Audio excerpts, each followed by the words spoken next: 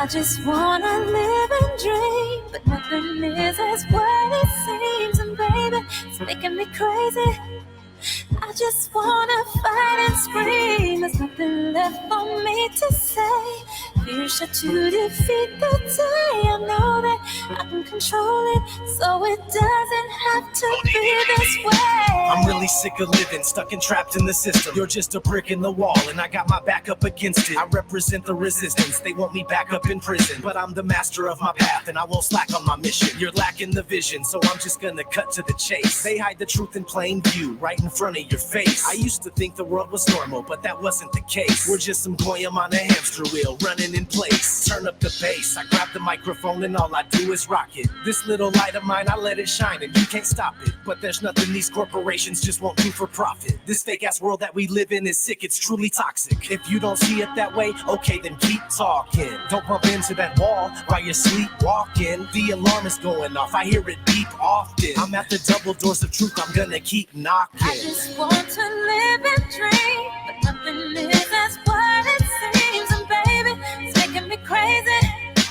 I just want to fight and scream. There's nothing left for me to say. Fear shot to defeat the day. I know that I can control it, so it doesn't have to be this way.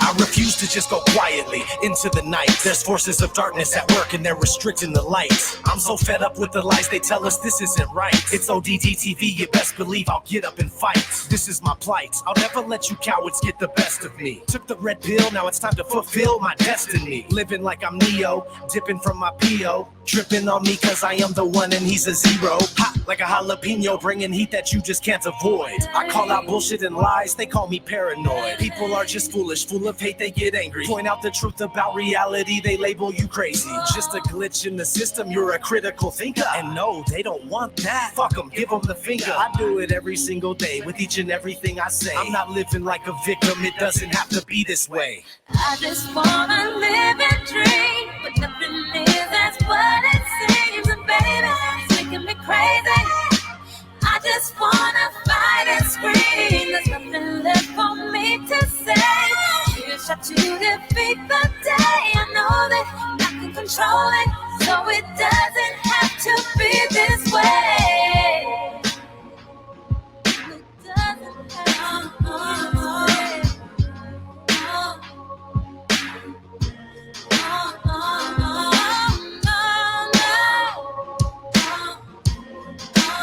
Doesn't have to be this way.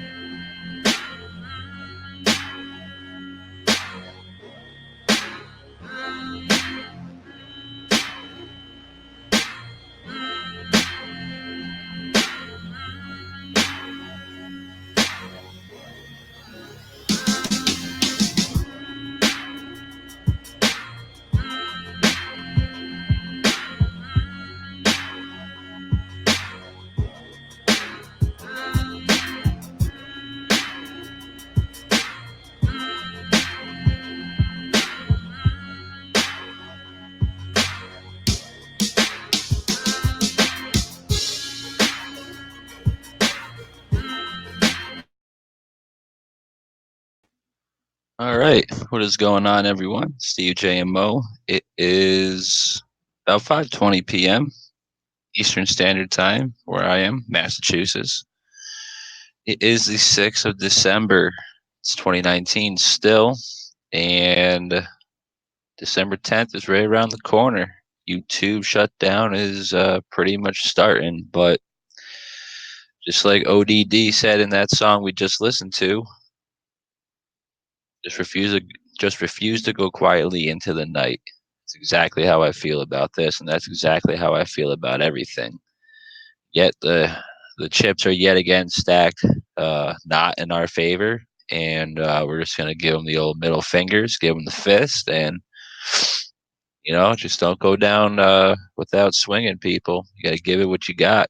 You know, especially someone like RFB or Brian, or someone that has hundreds of videos and whatever. Like I got 100, maybe just under two. I got some videos, but those dudes, they have videos inside videos, video, playlist, live stream. Like they got it all going on. So yeah, fuck the YouTube purge. But without further ado, we are going to get into a very interesting topic tonight that connects multiple conspiracies together.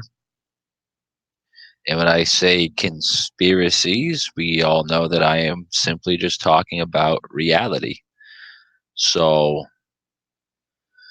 that being said, we're going to be talking about the upcoming alien deception.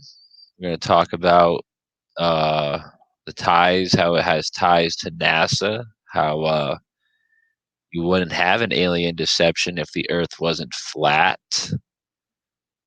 The fuck else are we gonna get into? Portals, the opening portals of CERN and whatnot. So we'll definitely be getting into that. I didn't even leave a link for that into here, but either way, I know CERN and alien deception are two completely different animals, but I see a way they connect. They build a bridge upon each other. Because if you have CERN banging particles underneath the Earth, and you got stuff owned by the Vatican, like the Lucifer telescope, looking at stuff up there, angel will come down with a key, bottomless pit located at CERN.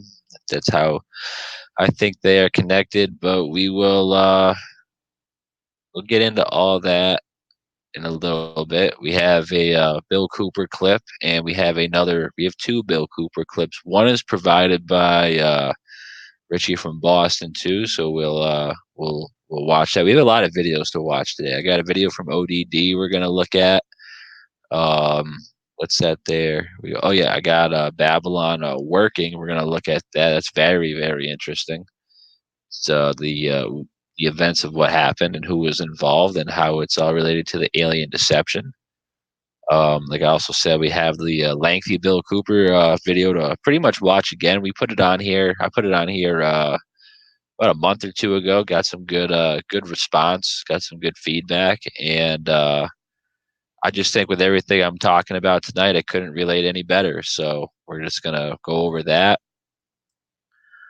Yeah, I didn't put a link for.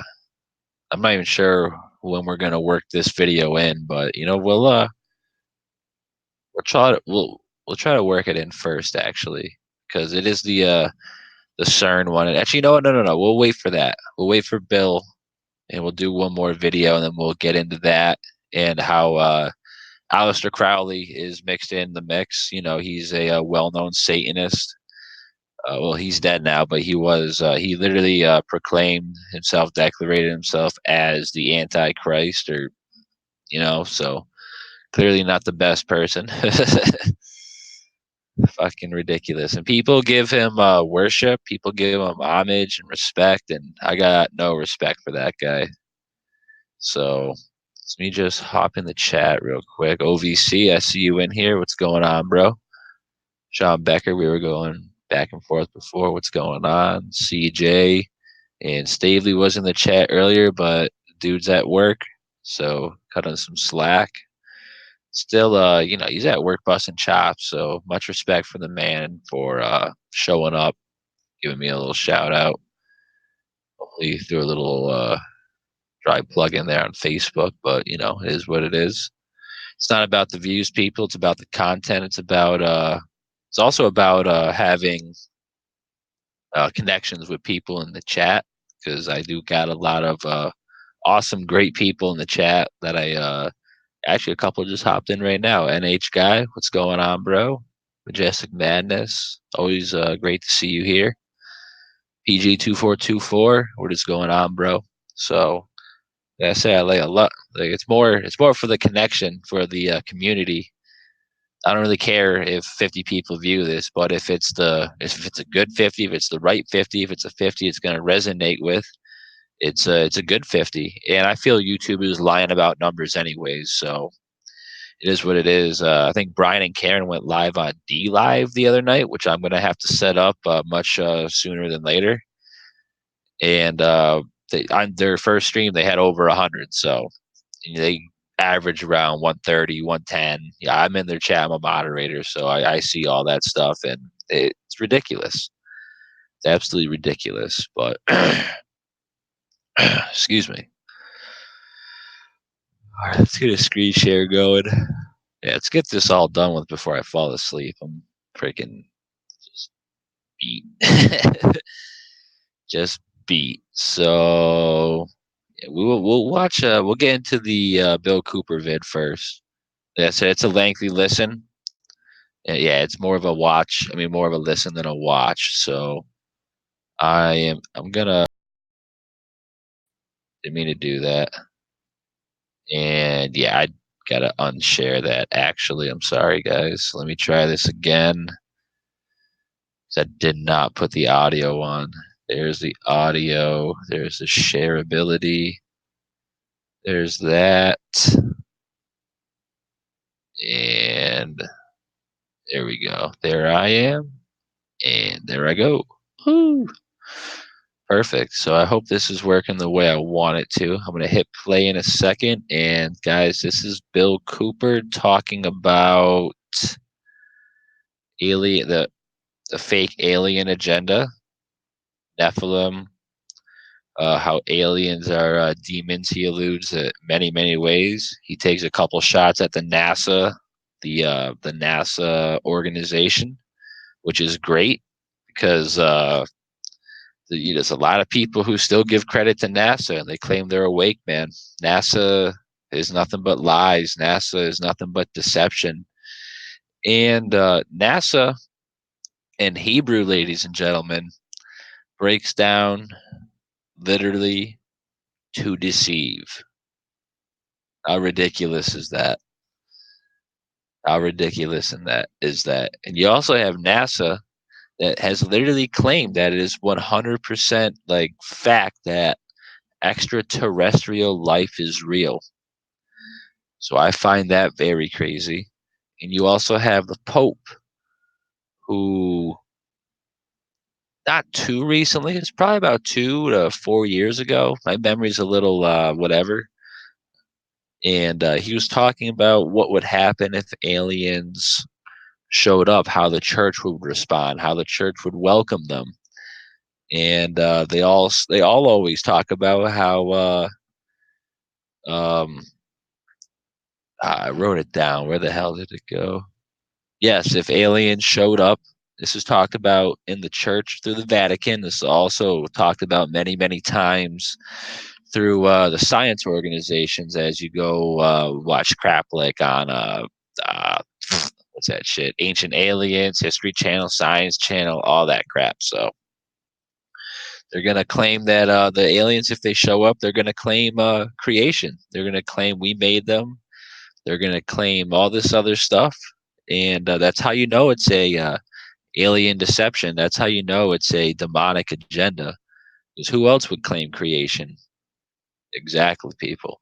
Exactly. So we're gonna let Bill talk for a little. I'll interject every here and there, and just give me a quick thumbs up if you can hear the audio. I just want to make sure. So I'm gonna play it right now and throw some thumbs up in the chat if you guys can hear this. May I enter into the house of his body, which behold hath become one of the starry gods, one of the 1,000 points of light. This would be the higher spiritual body, not the corporeal.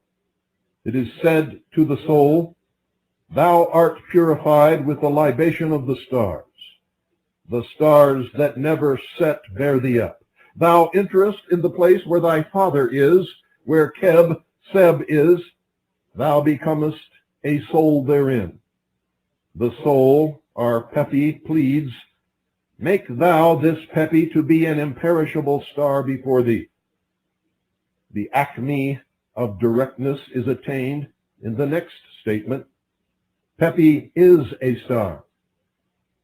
To Tita, the soul, it is said, thou seizest the hands of the imperishable stars, for behold, thou art one of the gods.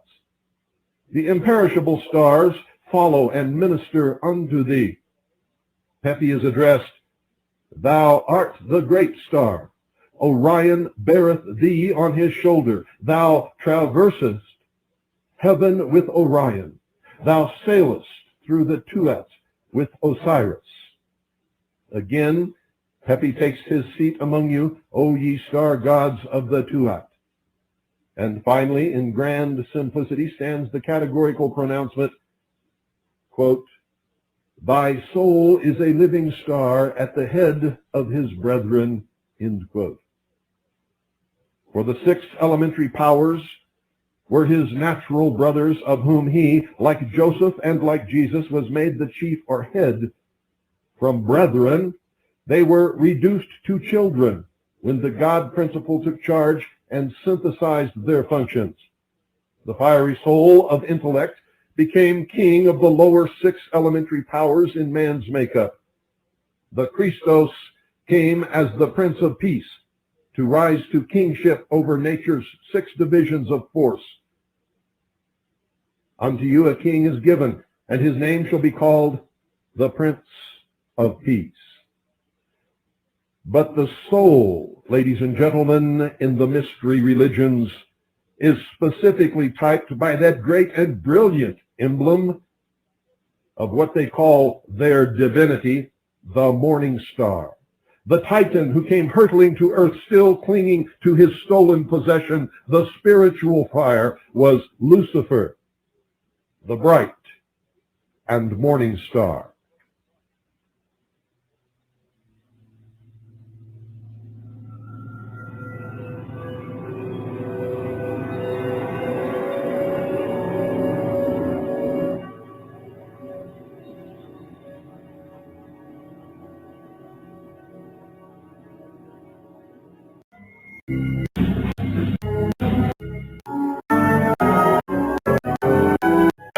The great brotherhoods, that full body of adepts known as the Illuminati. Why are you doing this? What has this got to do with what's happening in the world today? Ladies and gentlemen, everything revolves around religion and race. Just as it has for the thousands of years that man has lived upon this earth.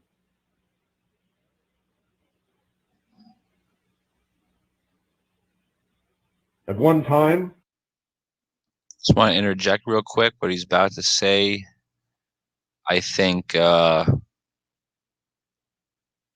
would you say? Not implies, but connects now more than ever. Relates to now more than ever. He was talking about this stuff. Oh, what's the link for this? Say this is 1997. This is over 20. This is 22 years ago. He was talking about this stuff, and now this stuff relates to reality more than ever. So I just please everyone just listen up real quick, because he's about to just blow your socks out pretty much. The dim recesses of the ancient history of man, there was but one religion upon this earth, practiced by all men everywhere. It was the religion of the cosmos, the cosmology of the heavens. That is the heart and soul of the ancient pagan religions, which ultimately bore a philosophy which, combined with science, became the secret hidden religion of the ancient brotherhood. And it doesn't matter what you call it, Sabacius, Eusebius, Dionysius, Freemasonry, the Assassins, the Knights Templar, all of these orders practiced and still practiced to this day this hidden mystery religion. And it is the philosophy of this mystery religion that guides the agenda of the power that is directing world events today. Don't believe it if you don't want to, folks, but I have given you so many hours of documentation and sourcing that if you followed it out, it would take you probably years to duplicate my research and to arrive at exactly the same conclusion. But there are other means of linking this together so that you can see it in action, ladies and gentlemen. In action. Played out before your eyes in a drama, a stage play for the great numbers of people on this earth to keep their gaze fixed, to keep them hypnotized, to provide a great, gigantic welfare project on the scale of the ancient pyramid building. And the ultimate goal is to make the earth look very small, to present the people of the world with an external threat to this earth, a superior race from some other planet, vastly superior to us in intellect, philosophy, and technology, in order to cause the dissolution of nation states, the dissolution of all existing religions, and the formation of the world totalitarian socialist government. NASA is one of the main instruments of this deception. And if you study NASA from its beginning all the way up to the present day, and if you are a student of the ancient mystery religions of antiquity, you will see parallels and anniversary dates that coincide sometimes to the moment. You will see events that take place here on Earth, on the Moon, on the Mars,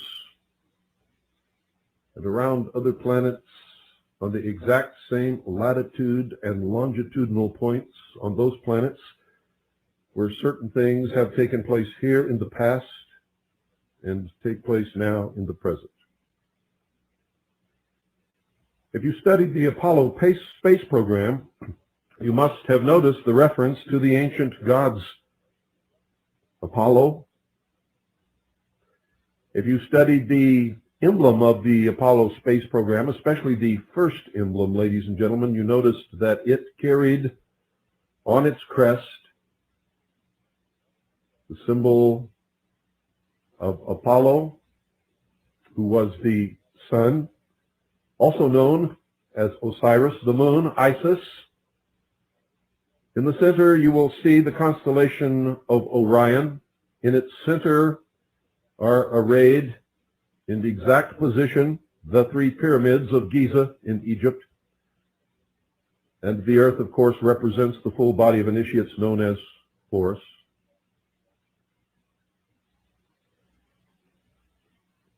You will notice that the spacecraft that left this earth and suffered the symbolic death and the resurrection from the ashes was Apollo 13. 13 being the number of death and resurrection, the number of the phoenix rising from the ashes. Oh yes, ladies and gentlemen. Oh yes. And now we have a man named Richard Hoagland, who knows that most of the NASA photographs and videotapes have been faked. This has been brought to his attention by many of us. He has ignored this obvious evidence and continues to use as the only evidence in his possession for the existence of life on other planets NASA photographs. If one has been proven to be faked, then they are all in question, ladies and gentlemen. But so many have been proven to be faked that none of them can ever be used as evidence for anything. But what is the goal of Mr. Hoagland? Well, yeah, you hear Bill Cooper in '97 talking about NASA pictures, NASA fakery, how you can't trust any photographs from NASA. It's quite possible that toward the end of Bill Cooper's life, he was a secret flat earther, or at least a secret space denier. Because in his later works, he dips into localized stars being conscious beings, not stuff hundreds of thousands, millions and millions of miles away. So Bill Cooper, not saying was a flat earther, but definitely a questioner of reality, which we all need to be questioners of reality. So we'll let Bill keep talking, and there is it's about another half hour, 40 minutes of this video, and I got a couple more to get along. So if you guys want to thumb it up, share it, we're going to be here for a while talking. So it's going to be a long show, a long program. So the more it reaches, the better it'll be. It, not just numbers wise. I'm talking conscious wise. We can get a couple more people on board before they pull the plug. Great, the more the merrier. We don't need these people, but we sure as hell want them. We want people to wake up. Right now, we don't need people to wake up. There's enough of us awake to not make a physical fight, but a spiritual and a mental fight. We will win, I believe. So we don't need these people, but we do want them. So if you guys can, not even just this video, just any video with this type of topic, you're going to want to share it as much as you can. It's just my personal opinion. So get back to Bill, and I'll check in with you guys in a couple minutes. A regular guest on the Art B.S. Bell show, which many of you listen to. I don't know if you listen to it out of ignorance or because it's entertaining or because you have this morbid curiosity to listen to the patently absurd, the ludicrous, the insane. But nevertheless, you do, and I know that many of you enjoy it because I get letters from you talking about how much you enjoy it. And that's okay. I believe in freedom. And I admonish you to listen to everyone, read everything, believe absolutely nothing unless you can prove it in your own right. But what is the gist of this? What is the agenda, ladies and gentlemen?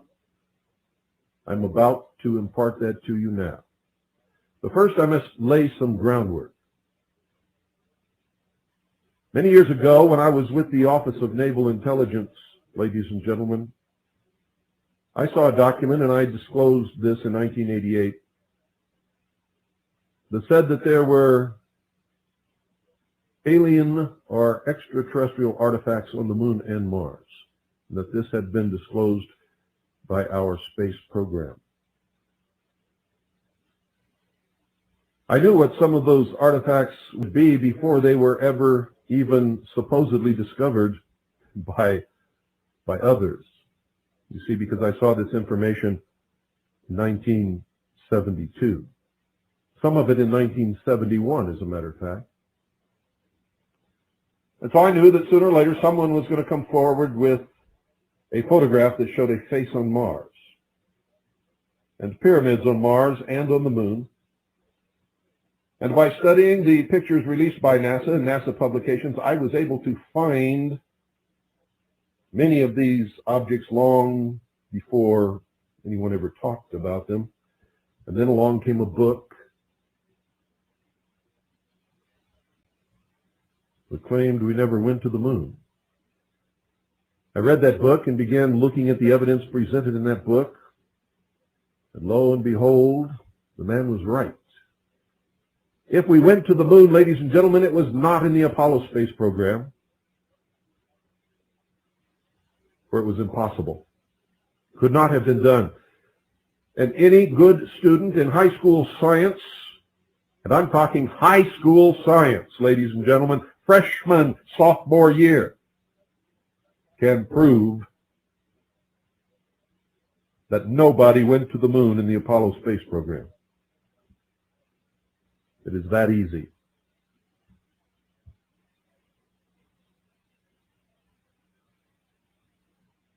So what is this all about?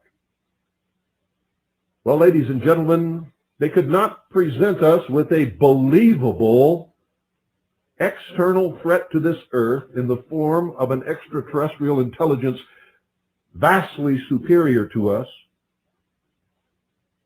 if we, in our technological development, could not even visit our own satellite. So one reason was to convince the people of the world that we could travel to the moon, and if we could travel to the moon, other intelligent life from elsewhere in this solar system or the universe could travel to this earth.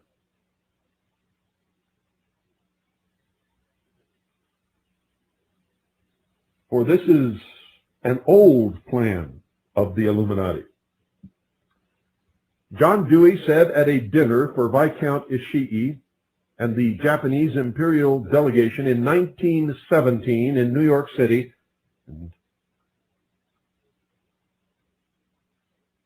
the exact quote is in my book, Behold a Pale Horse, in the appendix. I wrote the book the latter 5 years of the 80s and published it in 1991, actually December of 1990, but they didn't think that it was going to come off the presses until January of 1991, so the copyright date inside is 1991. But it doesn't matter, it's just a month.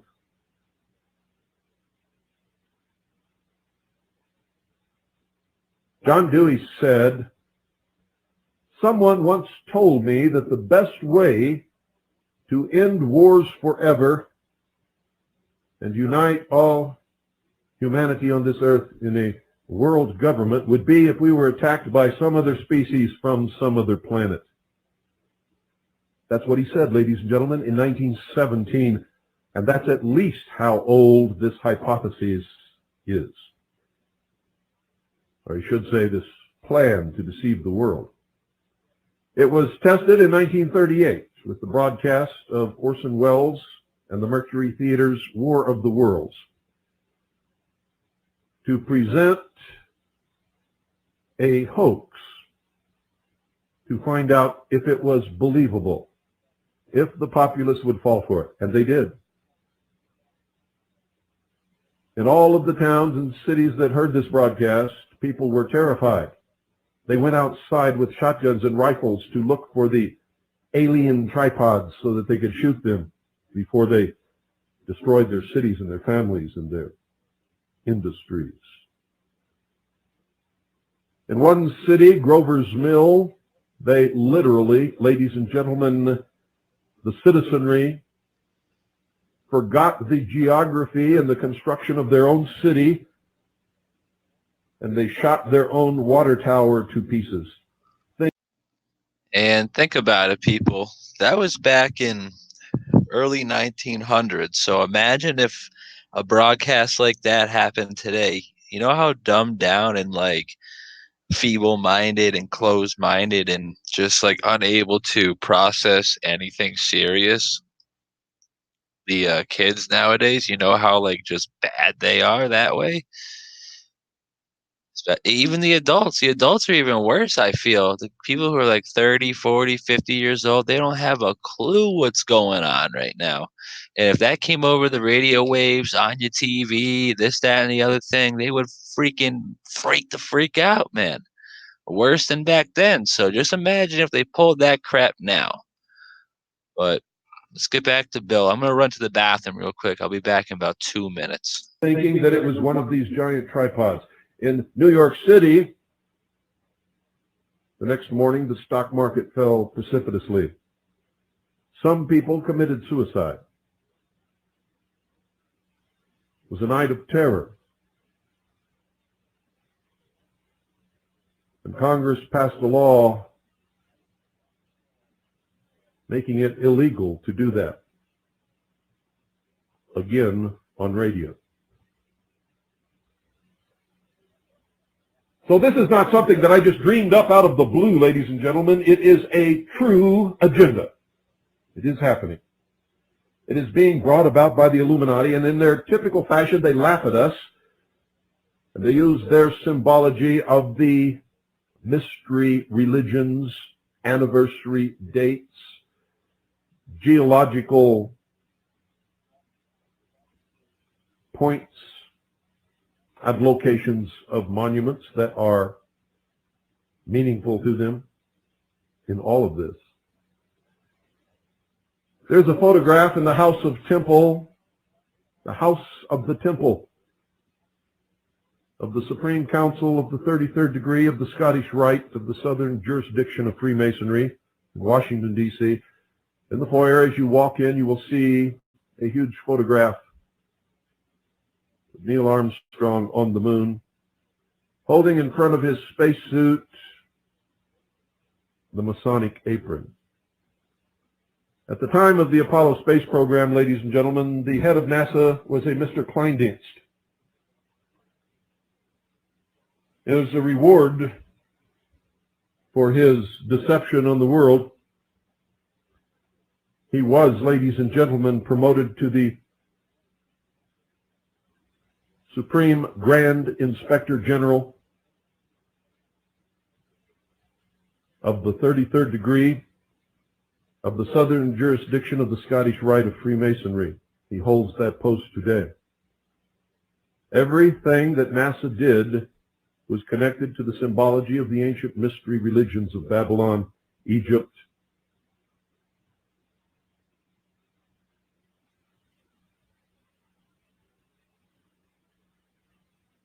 Greece,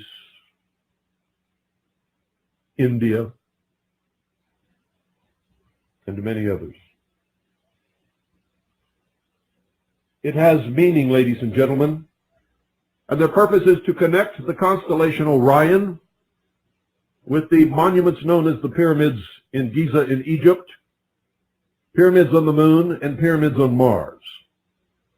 What they're going to tell you is that Mars was populated by an ancient race who destroyed their planet in warfare and had to live underground because of the consequences of these terrible calamities that they visited upon themselves. And at some point in our ancient history, they came to this earth and populated the earth with the survivors of that cataclysm, and that they bred with early man, and the human race was the result of that mixture. The different races being different levels of interbreeding with this extraterrestrial life, and the what they call the useless eaters, or what they call the backward races, are the as yet unevolved or undeveloped, unbred humans. Sounds far-fetched, doesn't it? Well, you just keep your eyes and ears open, ladies and gentlemen, because that is the thrust of all that you're going to hear regarding extraterrestrial life, outer space. And you can watch for the Pathfinder, this little phony. And everything he just said is literally, it's going to happen. They're hiding the shape of the earth. So if the earth is flat, you can't have this fake alien invasion. If the earth is flat, there's no extraterrestrials. That means that the moon, the sun, the stars, and everything you see up in the night sky is close and local, including the planets as well. That means that it's not a galaxy. Those aren't planets that have life forms. Those are luminaries. Those are the wandering stars. Those are high-ranking members of the Watchers, in my opinion.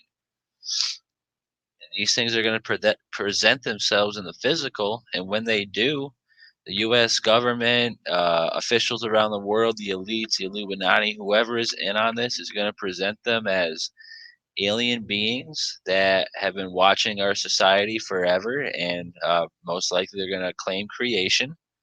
gonna have to. It's gonna be 100% blasphemy, people. So that's just my opinion, and let's get more back into Bill Cooper. A robot that's supposed to be running around on Mars to disclose evidence of life on Mars and ancient artifacts, which will be forthcoming momentarily. They have already diluted a great percentage of the population with a so-called Martian meteorite that somebody discovered in a bog in Antarctica, yes, it was Antarctica. And they held a great press conference. And they spoke initially for about an hour talking about this meteorite, and they were very careful to say that there was no life in the meteorite. And what they found in the meteorite was probably not life, and that it could have been something that got in the meteorite when it landed here on Earth. And then after that, after they told everybody the truth, they spent several hours after that telling you the lie. As they went down the table, and one by one, they talked about how wonderful it was that they had found evidence of life on Mars after having disclosed to the world for an hour that there was no life in this meteorite, that it had never been life, that there was no evidence that it was ever life. And I have it on tape, folks.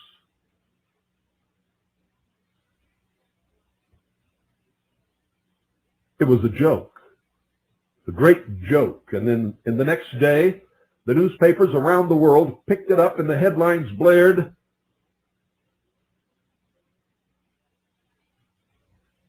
"Meteorite discloses evidence of life on Mars." And then there was column after column after column of how this meteorite proved that there is life other than humans in the solar system and that they lived on Mars.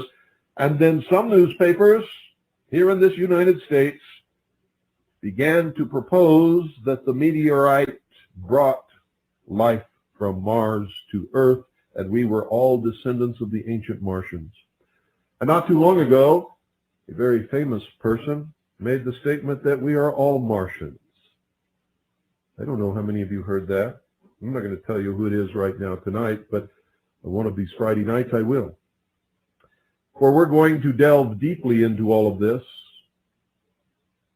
We're going to reach down in the bottom of the pond and stir the sludge off the bottom.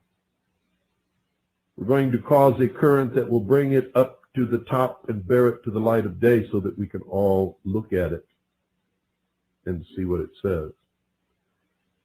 For the thrust of this is to destroy religion, and in specific the Christian religion, and any other religion that believes that man was created here on this earth by God. For they're going to say that these Martians created us by interbreeding with backward, unevolved animals here on this earth. And they're going to point to the place in Genesis where it talks about the Nephilim, or the gods interbreeding with people here on this earth, produced a race of giants and other things undiscussed. And we will, one of these Friday nights, quote from Genesis and tie all of this together. But tonight is just to acquaint you, and I've been telling you ever since, every year. I've done many broadcasts on this. I have made predictions that have come true just like clockwork, right on the money. I told you years ago that there will come a day when they will claim that there is life on one of the moons of Jupiter, Europa. I even named the moon, ladies and gentlemen. And lo and behold, that is exactly what happened within the last year.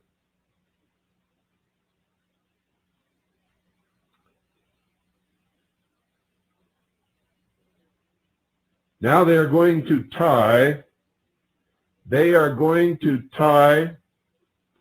these supposed alien artifacts, the only proof of their existence being NASA photographs, which has been discredited as a body of evidence, to the ancient religions of Egypt. The movie Stargate planted that idea in the subconscious mind of the people who watched it. There have been other movies along the same order. And they've been bandering that term Stargate around quite a bit, haven't they? Haven't they, ladies and gentlemen?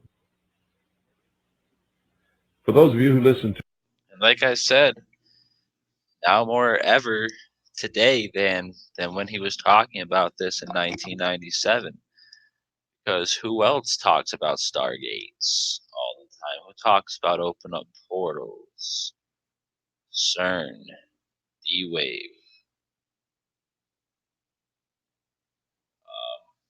Sorry for the pause. I was trying to think of Kindred, Geordie Rose's people, the artificial intelligence people. How crazy is all of that? Oh, what did I just do here? Alright, we're back on the same page now. Go back to Bill. You only got about 20 more minutes of this, and we'll got a couple more videos to go over today.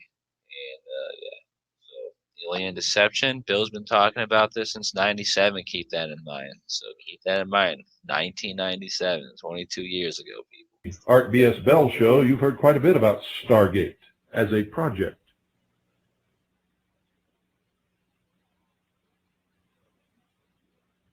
You've heard quite a few of these phony remote viewers telling you what they saw out there. And coming catastrophes and all kinds of blathering nonsense.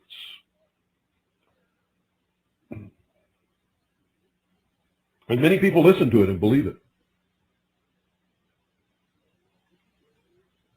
Did you know that Jack Parsons, one of the founder of the Jet Propulsion Laboratory of the California Institute of Technology,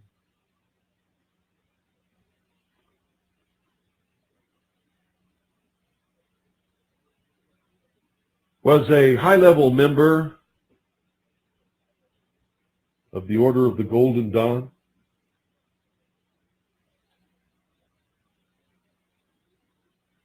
Did you know that most of the scientists at the Jet Propulsion Lab were also members? Did you know that all of these people held birthday parties each year on the anniversary of the birthday of Aleister Crowley, one of the most highly degreed adepts of the Illuminati, who practiced black magic and claimed that he was the Antichrist?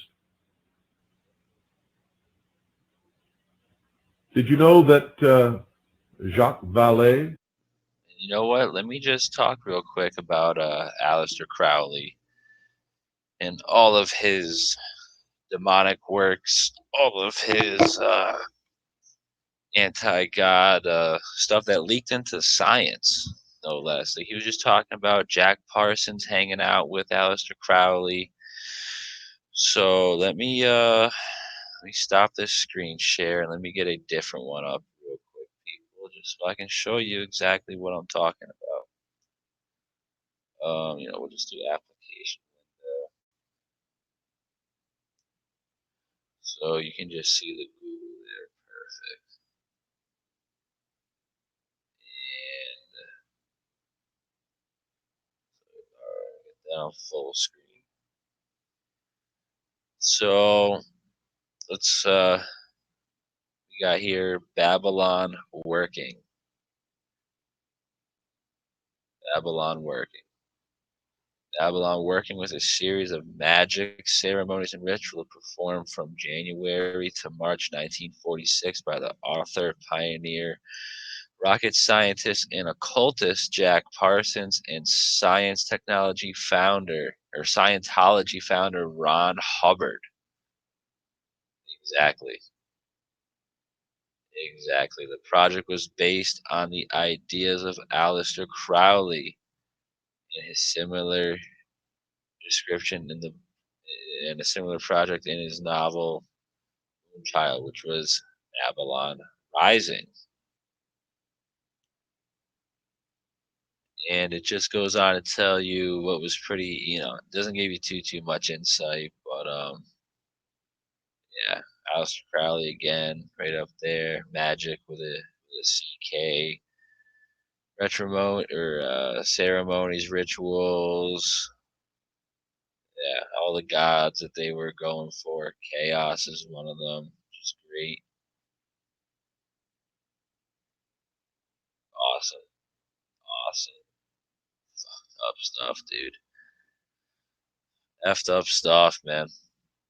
So, yeah, black magic, all that good stuff.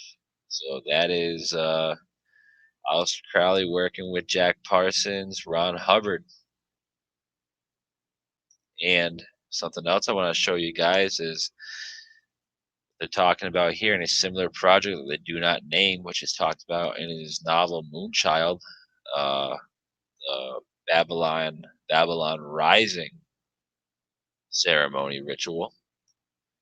They conjured a being, and Aleister Crowley drew it in his later years. That's what he drew. That's what he drew. How effed up is that? That's a gray alien. That's what you people think a gray alien is. It's a demonic being that was conjured, communicated with by Aleister Crowley, Jack Parsons, Ron Hubbard. Just something I wanted to show you guys real quick. Some disturbing shit. Real disturbing if you ask me. Stop that. Go right back to Cooper. Share that. Get my screen front. That should do it. I got volume, I got audio. Back to Bill, guys. One of the so-called premier scientists who are objectively looking at the UFO question used to attend those meetings also. We have a photograph of Jacques Vallée sitting partly in light, partly in darkness, with his hand arranged around his eye so that his eye is in a triangle formed by his fingers, an inverted triangle.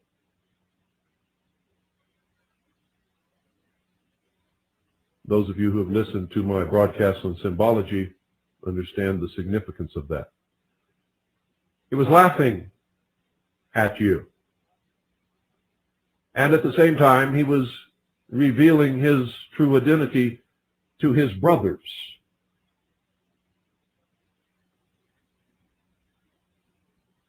At the highest levels of the fraternal organizations. All of these organizations, ladies and gentlemen, including the highest levels of the bureaucracy, of all of the different agencies of government, are in the hands of the Illuminati today. They are socialists. Their ultimate goal is a world much like Hitler envisioned. And Hitler pulled the same cons, ladies and gentlemen. You see, the New Age is not new.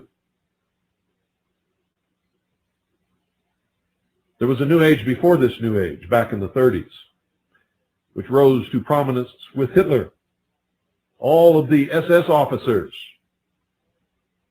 had to prove, I forget how many exact generations of pure Aryan blood, but they had to prove that.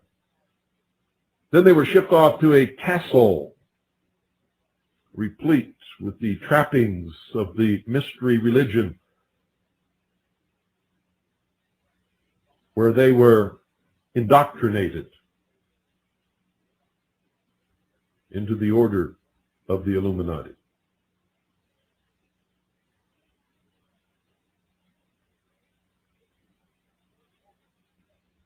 What is happening today, ladies and gentlemen, is very much the same thing that happened in Nazi Germany.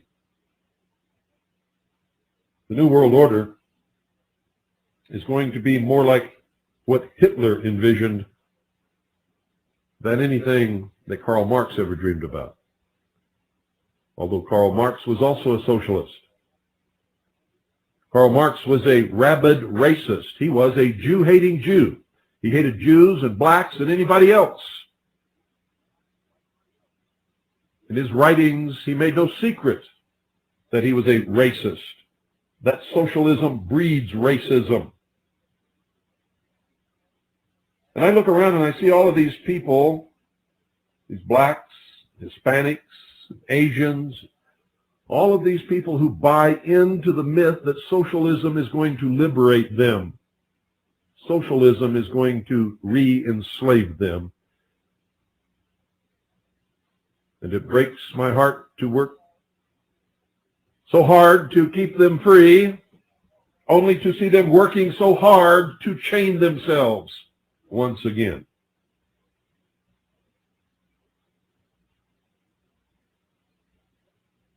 Did you know that Jesse Jackson is a Freemason? This man who claims that he abhors racism belongs to the Prince Hall Lodge, to an order that does not allow black men in the white lodges of Freemasonry, and has not in its history up until today, where a few, very select few token blacks have been allowed in a very few select lodges in order to say to the world, see, we're not racist. And the blacks have their own lodges called the Prince Hall Lodges. And the Jews have their own lodge called B'nai B'rith. And the Orientals have their own lodges called the Triads. All of the same order, ladies and gentlemen.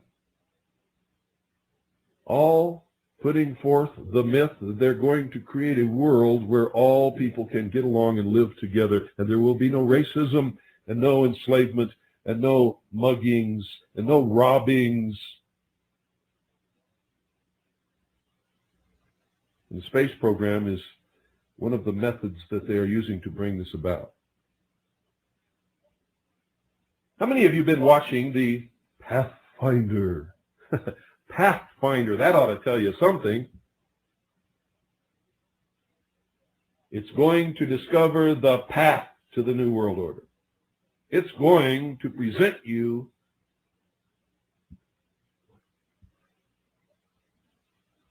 with what the world will be told is proof that extraterrestrial life either does exist now on Mars or has existed there in the past.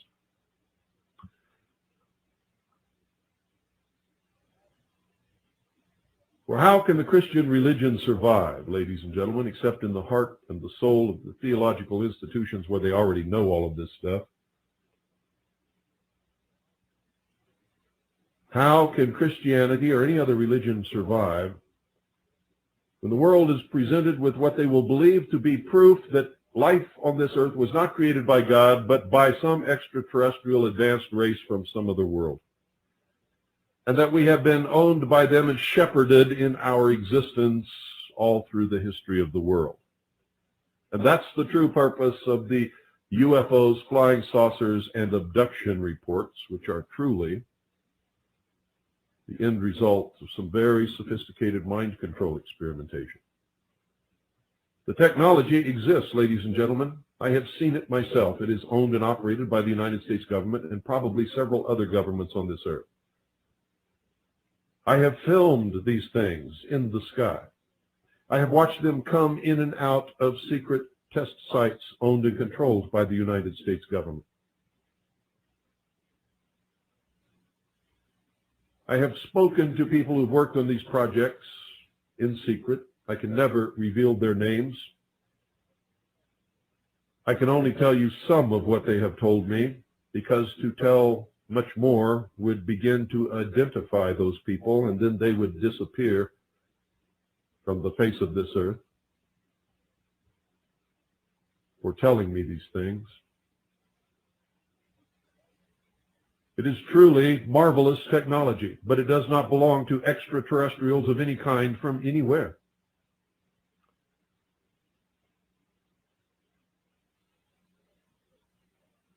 And if you really studied the development of technology and the fact that anything that could have been valuable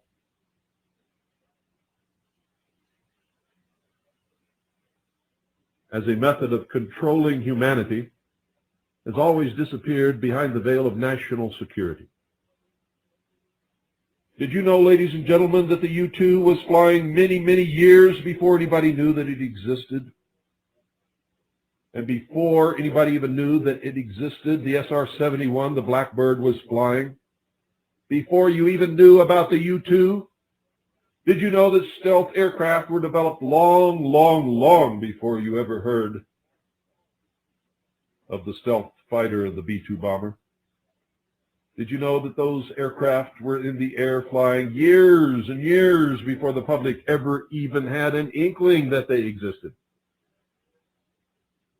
You have no idea, ladies and gentlemen. I'm going to tell you right now that whatever you perceive to be the state of the art of technology, any technology in the civilian sector, in the secret, ladies and gentlemen, they are at least, very bare minimum, 50 to 100 years ahead, beyond what you can even imagine.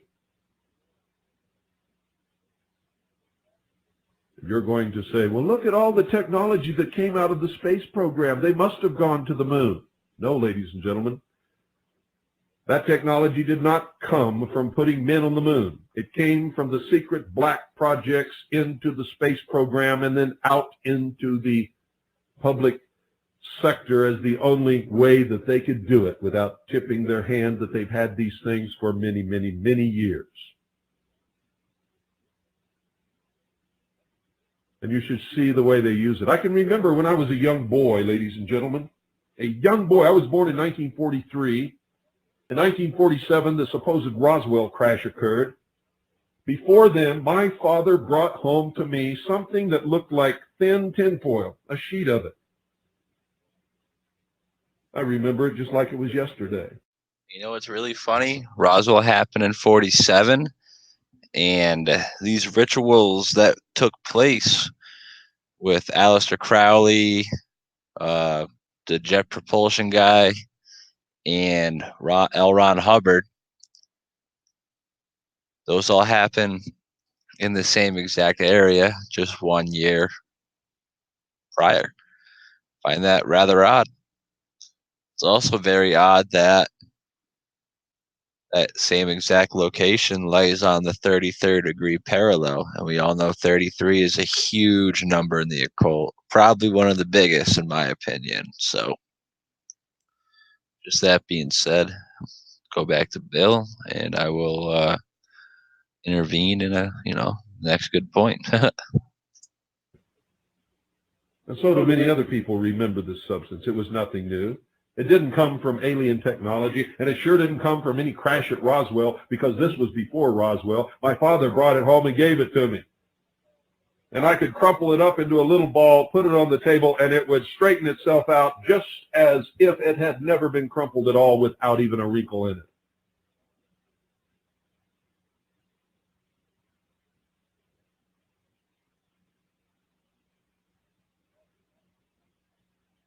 There are a lot of other things you need to understand.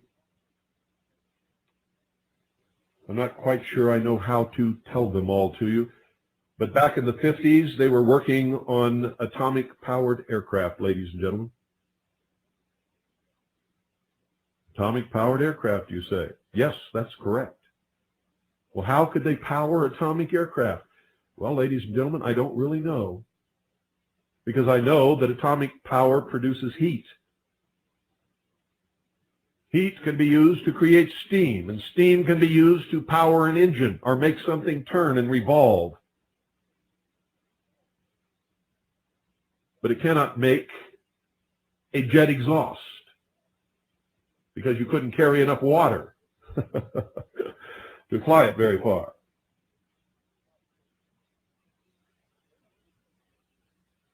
But I know that they made them, and I know that they flew them.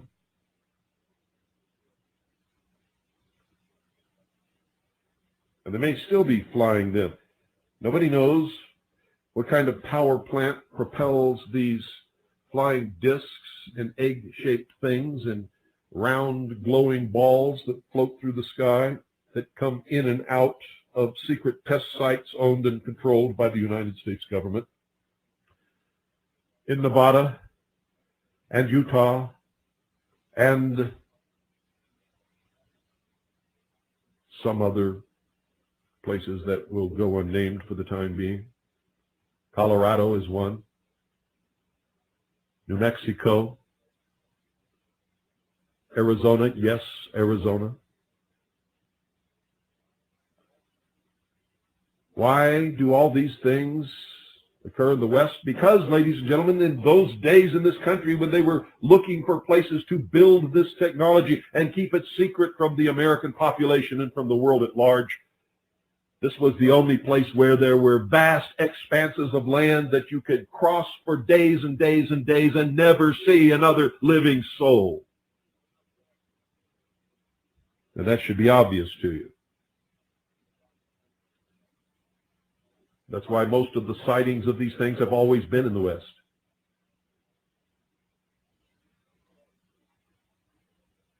Not all, but most.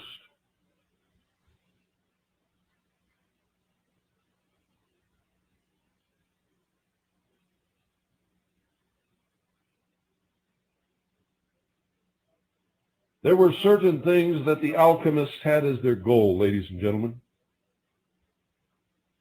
One was to change matter into something else. They did that when they dropped the atomic bomb. They called it the Trinity site. Not for the Trinity, Father, Son, and Holy Ghost, but for Osiris, Isis, and Horus. The meaning of which you have not the slightest conception, except for those who have been listening to all my broadcasts on the symbology of the mysteries.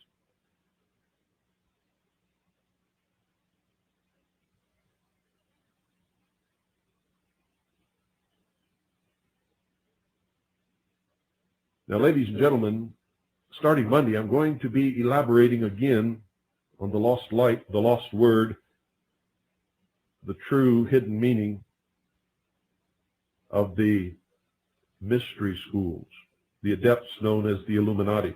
Those people who are propelling the world in the direction they wish it to go. When you learn all of this and you understand it, you look around at the vast population who knows absolutely nothing of the power that directs their future. All of a sudden you realize and you understand exactly why they call us cattle.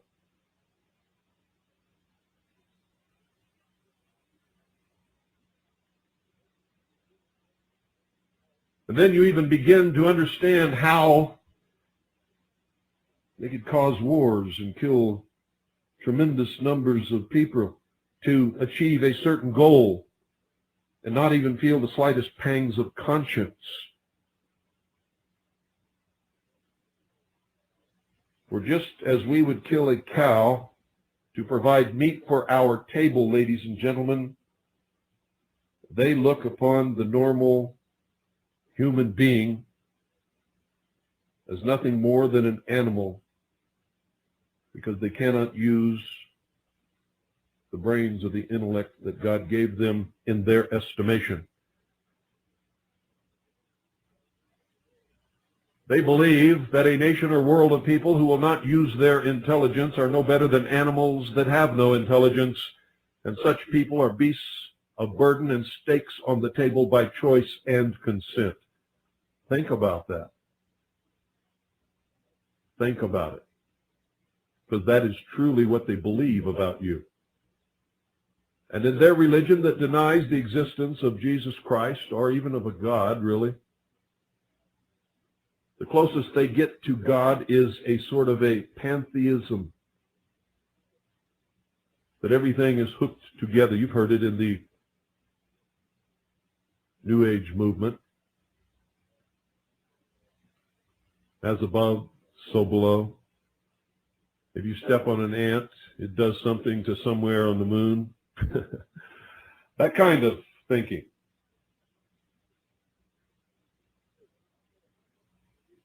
And the truth is, no matter how much you believe in whatever it is that you believe, not one single one of us is ever going to know until we die.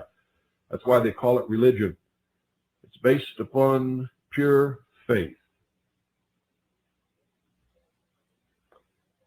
Science surpasses religion only by its insistence that nothing can be called fact, nothing can be believed unless it can be proven to do the same thing under the same circumstances every time that it's attempted in the laboratory. That's called the scientific method, ladies and gentlemen.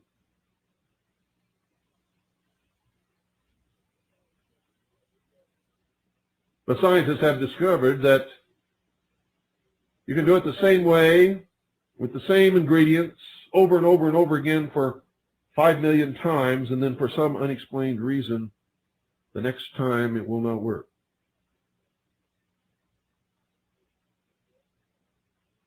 And so science says there are no facts, only hypotheses based upon things that they can say are known, are the fact that they can repeat this thing over and over again so many times. At the heart and soul of everything that is happening, ladies and gentlemen, in the world today, the driving force behind it is an ancient, secret religion that has as one of its tenets that there is a superior race. Not superior because God said that they were superior, or that God was pleased with them and made them his chosen people. And don't misunderstand me, folks. I'm not talking about Jews. I'm talking about the collective body of the Anglo-Aryan race that calls itself the Illuminati.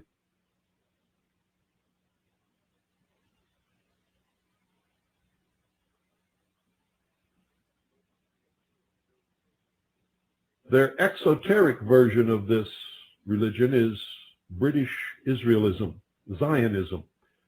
There are many more Zionists that are Christians than are Jews. And most Jews don't buy into any of this baloney, ladies and gentlemen, don't even have the slightest idea what I'm talking about any more than most of you do. George Bush is one of these people. George Bush is not a Jew. The Pope is one of these people. The Pope is not a Jew.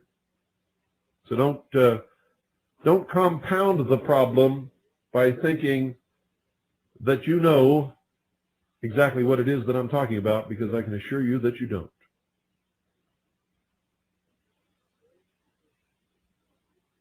NASA is a great part of this deception.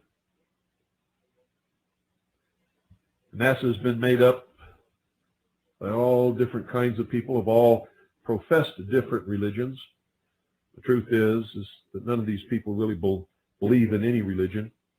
When they go to church or they profess a religion, it's because they have to do it to get along in the community, or to get along with their wife or their relatives or somebody.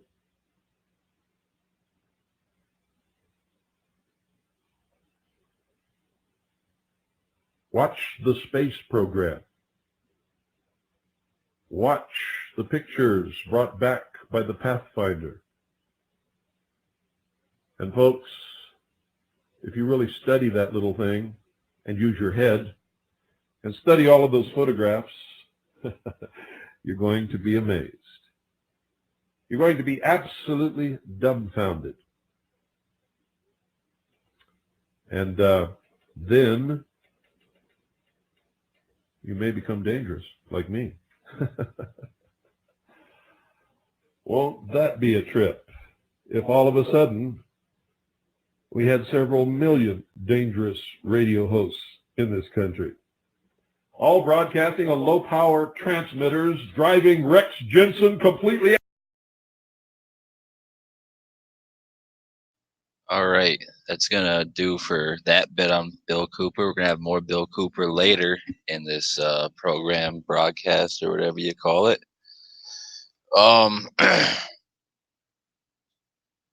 So yeah, and what he was talking about there at the end is 100% right. That's why they're shutting down YouTube. It's because there's too many people who got a voice similar to what he had back in the day, starting a revolution, starting to resonate with everyone here. So what is what he's talking about with NASA, watch the space program because everything from them is fake, guys. NASA's 100% not real, and I know we all know that. So it's just good to go over old points, and that's 1997. He was talking about this stuff, so so yeah, you know what I'm saying? It's freaking ridiculous, absolutely ridiculous. Let me remove that from the screen share. Yeah, stop the screen share there. And from there, we're going to take a little turn. We're going to talk about how CERN is going to help usher in this fake alien agenda. Because they have everyone's eyes to space with NASA. They every satellites out there. Yeah, ISS footage, Hubble footage, Pathfinder footage, all this other footage out there. Everyone's got your eyes looking up, but what is actually happening is they are opening the doors beneath us to the pits of hell, to the gates of hell. And we did some sharing of Pastor Charles Larson last night. I have just a little clip of him. It's a part of a full video, but it's just going to be, excuse me, probably just about 10-15 minutes, maybe. So we'll get that going. And I'll intervene when I feel when it's necessary because some of the stuff he says is not disinfo. It's just he's not quite fully there yet. Maybe he's paid, maybe he's not. Either way, it's just good to clear up some things. So we'll get that going. Today. Yep, I appreciate our brethren filling in for me while I was off on vacation. we'll keep it like that, and I'll be in with you guys in 1 second. Vacations always help me because I get away and get a lot of things off my mind and watch the dolphins and the porpoises and the seagulls and just quit worrying for a while. That's good for you. Let's pray. Father, I ask you, Lord, to bless the study of your word now. Give me the wisdom, Lord, I need to teach. Our Heavenly Father, we're going to open up some stuff in here this morning, Lord, that the people in this auditorium are going to hear, but a whole lot more are going to hear it outside this auditorium. Right now, they're watching and they're listening. And I pray, Father, you'd bless them.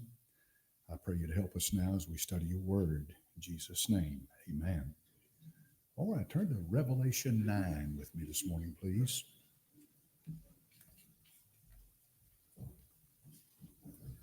Revelation chapter number 9.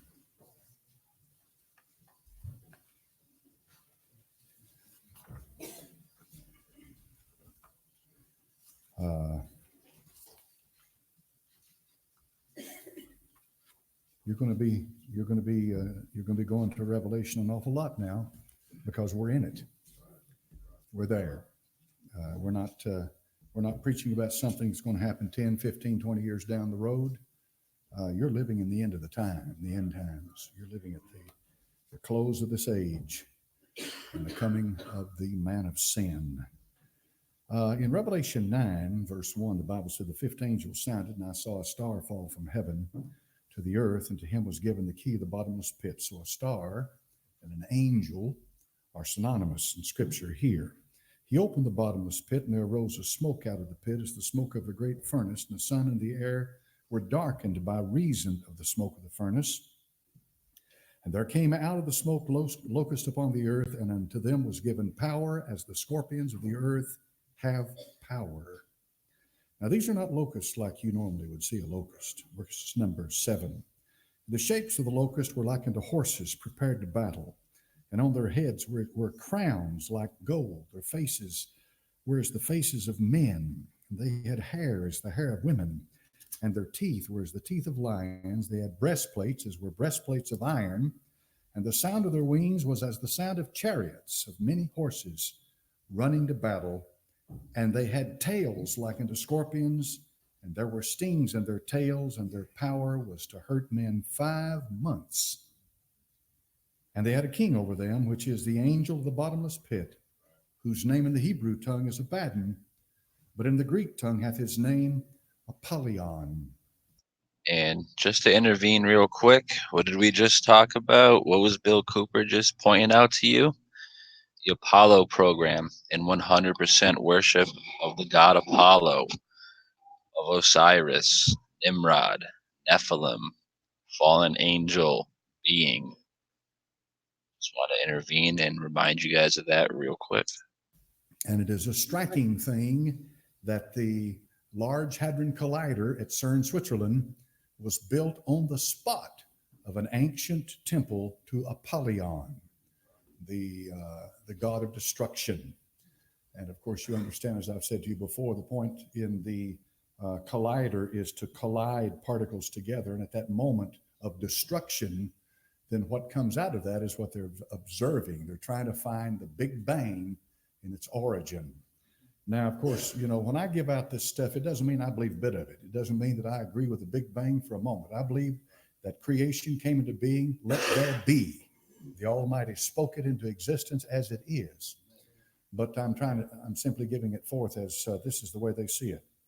Now, while you folks slept, and a lot of other people were sleeping in the country, two big things are transpiring right now, right at this very moment. One is the Trans-Pacific Partnership Free Trade Agreement. This is NAFTA on steroids. All right, that's what the TPP is. The other one is Pope Francis' encyclical saying that we're destroying the earth and that global warming is a fact, a scientific fact, and that we need to set about an agenda to do something about all of this. Believe it or not, folks, these two things are connected. Global warming is an agenda to centralize power in the world, and this Trans-Pacific partnership is the agenda to bring together the economies of the world, and in so doing, they are laying the groundwork, continuing to work on it, to create a one world government. They need an economic system, they need a military system, they need an educational system, they need all of these, the religious system. And I just like to intervene real quick. So what does all that have to do with with a fake alien deception? Well, if you got everything that he was just talking about, you got a one world government, a one world religion, and what is going to force everyone into a one world government, a one world religion? An extraterrestrial threat, most likely provided by NASA. So just keep all that in mind, and we're only going to listen to Charles for just a little bit longer. System, all this stuff, all has to dovetail together in order for the elite to create this one world government, one world, new world order that the Antichrist is going to rule over. And I want to mention something to you. It's important to, I don't know if you noticed this or not, but President Obama pushed this TPP agenda. This TPP would be the acronym short for what we're talking about. He pushes this agenda to come into agreement with these huge corporations around the world. And I'll just give you something this morning to think about. Anytime a huge corporation is involved in an agreement, they're not doing it for your benefit. They're doing it to make money. If you are if you're in the mix to make money, fine, but they'll jettison you in a heartbeat. So these huge corporations are coming together along with governments to create this trade agreement. And Obama pushes this, and So does the Republican leadership, Mitch McConnell in the Senate and John Boehner in the House. And they are on board with Obama. And believe it or not, Nancy Pelosi has backed out of this, and she has come against it. Now, say, why all of this? Because this is going to change the face of America again, like NAFTA did. Many of you lost your jobs because of NAFTA. You lost property, and all of that was a right handed to you when you were born. Down and put you on the same level with these other people in the rest of the world. And Lord knows, I would love for them to be pulled. You better stop trusting the Republicans. Now, 9,000 million.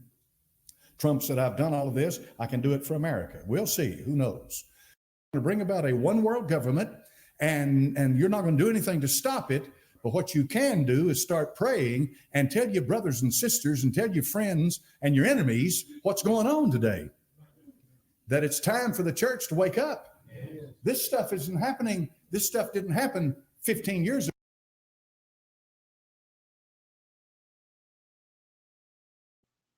All right, so I'm just gonna cut that from there, and like I said, I just wanted to just show you guys how like CERN and the one world government and all that it connects with this alien deception. Because how are they going to usher in an alien or a one world order, a one government, one world religion? They're going to do it with an alien deception. A threat against humanity is going to bring humanity whole as one, the way they want it, not the way it should be done, needs to be done. And they're going to usher it all in through that. And what does CERN have to do with any of that? Well, NASA is lying, saying that these beings are coming from other planets, when in fact CERN is going to be opening the pits of hell, the gates of hell, most likely, by opening portals, stargates. It's all their words, by the way. And things will come up out of the abyss, and then they will disguise them as aliens. That is my 100% opinion on the matter. So let's get that out of here. And just one more time, let's just show you guys full screen, like Bill Cooper was talking about, Jack Parsons, L. Ron Hubbard, Aleister Crowley, Babylon Working Project. And what did they get out of that? Exactly. What you people think is aliens are in fact demonic beings. Exactly. Exactly. 100% disturbing. All right, so I got an ODD video we're gonna watch. The link for that is also in the link for all of these videos are in the description, by the way. So this is called Why Flat Earth Destroys a Fake Alien Invasion, and it's going to be 100% more accurate. So let's dip right into this one, and I will, intervene when necessary, I guess. But it's ODD, so there shouldn't be much intervening.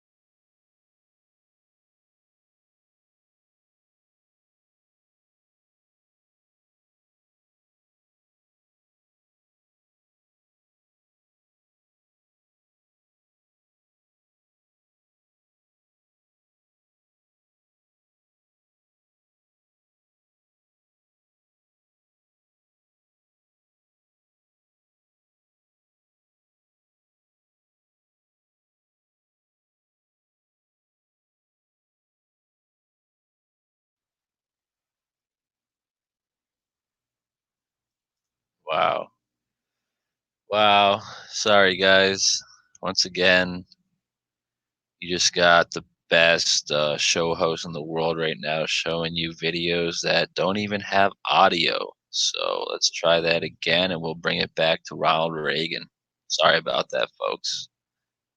Yeah, I'm just a 24-year-old dumb shit. So let's try that out again. Sorry. Some other species from another planet. Threat. I couldn't help but say to him, just think how easy his task and mine might be in these meetings that we held.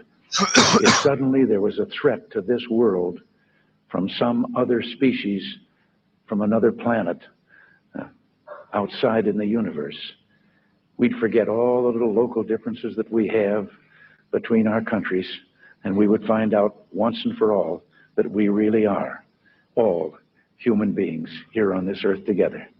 In our obsession with antagonisms of the moment, we often forget how much unites all the members of humanity. Perhaps we need some outside universal threat to make us recognize this common bound. I occasionally think how quickly our differences worldwide would vanish if we were facing an alien threat from outside this world. At the time, nobody knew exactly what he meant, but they thought that he meant well. It wasn't until the 1990s when George H.W. Bush started to push the New World Order to the public that people began to understand the unity that Ronald Reagan spoke about. Out of these troubled times, our fifth objective, a new world order, can emerge. We have before us the opportunity to forge for ourselves and for future generations a new world order. When we are successful, and we will be, we have a real chance at this new world order. It is a big idea, a new world order. Such is a world worthy of our children's future, a world in which there is the very real prospect of a new world order. And that's why I wanted to speak to you today about the new world taking shape around us, about the prospects for a new world order now within our reach. I'll be talking in some detail about the possibility of a new world order, the quest for the new world order. New world order. The new world order really is a tool for addressing a new world of possibilities. It wasn't exactly the kind of unity that would benefit the masses, but the elite, as they would have us united under the control of a one world government, a one world religion, a one world everything. So we have a solid connection between the New World Order and an alien invasion, especially since George H.W. Bush was vice president to Reagan and his successor. It even goes in order: alien invasion, New World Order, alien invasion, New World Order. If suddenly there was a threat to this world from some other species from another planet outside in the universe, we have before us the opportunity to forge for ourselves and for future generations a new world order. perhaps we need some outside universal threat. It is a big idea, a new world order. Let's fast forward to more recent events where we are seeing the alien agenda escalate more than ever. 2014, Bill Clinton talks about aliens on Jimmy Kimmel. Take a quick break. But when we come back, I hope you will indulge me in something, because I want to ask you about your access to the files on the UFOs. Okay? President Clinton is here with us. We'll be right back. President Bill Clinton is here with us. So if I was president, and I won't be, let's be honest, the first thing I would do after putting my hand on that Bible and taking that oath to serve the country is I wouldn't even probably finish the oath. I would run to the White House. I demand to see all the classified files on the UFOs. Because I want to know. I'd want to know what has been going on. Did you do that? Sort of. Sort of. Yeah, we had I think it was at the beginning of my second term, we had the anniversary of Roswell. You waited that long? I did. Wow. Well, I didn't. And then there's also Area 51. You remember there was a great sci-fi movie where there was an alien kept deep under the ground in Yeah. Area 51. Well, first, I had people go look at the records on Area 51 to make sure there was no alien down there.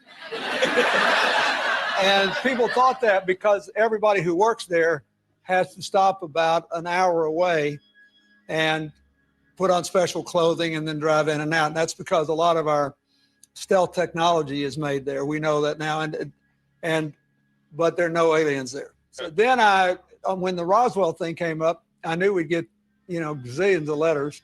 So I had all the Roswell papers reviewed, everything. So I think, look, what do we know? We know now we live in an ever-expanding universe. We know that there are billions of stars and planets literally out there, and the universe is getting bigger.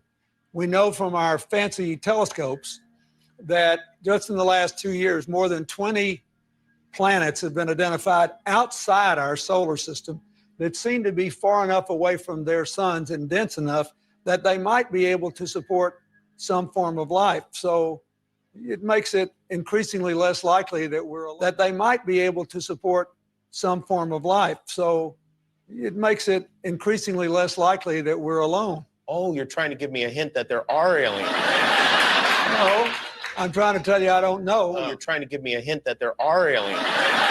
No, I'm trying to tell you I don't know. Oh. But if we were visited someday, I wouldn't be surprised. I just hope that it's not like Independence Day. Yeah, right. That it's a conflict. Well, now we have friendly Maybe the only way to unite this incredibly divided world of ours. They're out there. We better think of how all the differences among people on Earth would seem small if we felt threatened by a space invader. That's the whole theory of independence. You're right. Everybody gets together and makes nice and, Perhaps we need some outside universal threat. 2015, Barack Obama talks about aliens on Jimmy Kimmel. This is something I feel like if I was the president, and it's unlikely that that is ever going to happen. You never know. If I was the president. It was unlikely that I was going to be president. The moment I was inaugurated, my hand would just, it'd still be hot from touching the Bible. And I would immediately race to wherever they have the files about Area 51 and the UFOs. And I go through everything to find out what happened. Right. Did you do that? That's why you will not be president. Because that's the first thing that you would do. The aliens won't let it happen. You reveal all their secrets.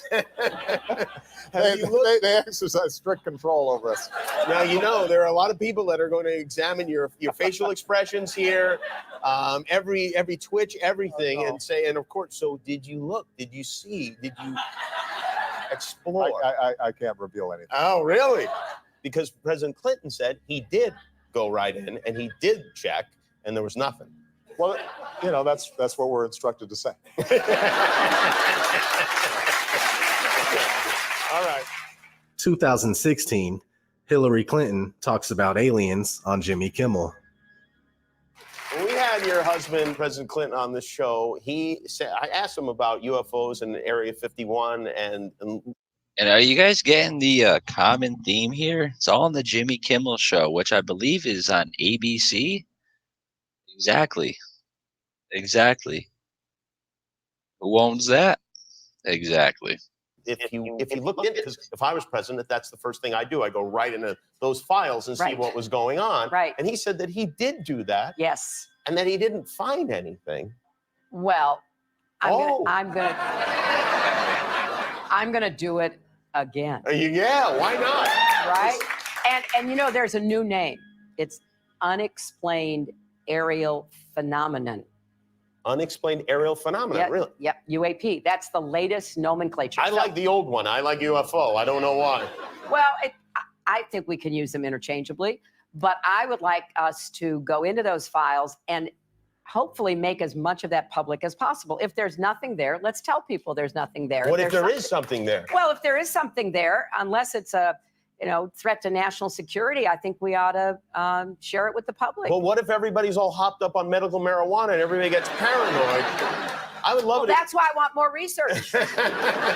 If you share it with me, I'll decide what is the best course of action. I really have my ear to the ground. Well, I'm more than happy to do that. In my line of work, you got to keep repeating things over and over and over again for the truth to sink in, to kind of catapult the propaganda.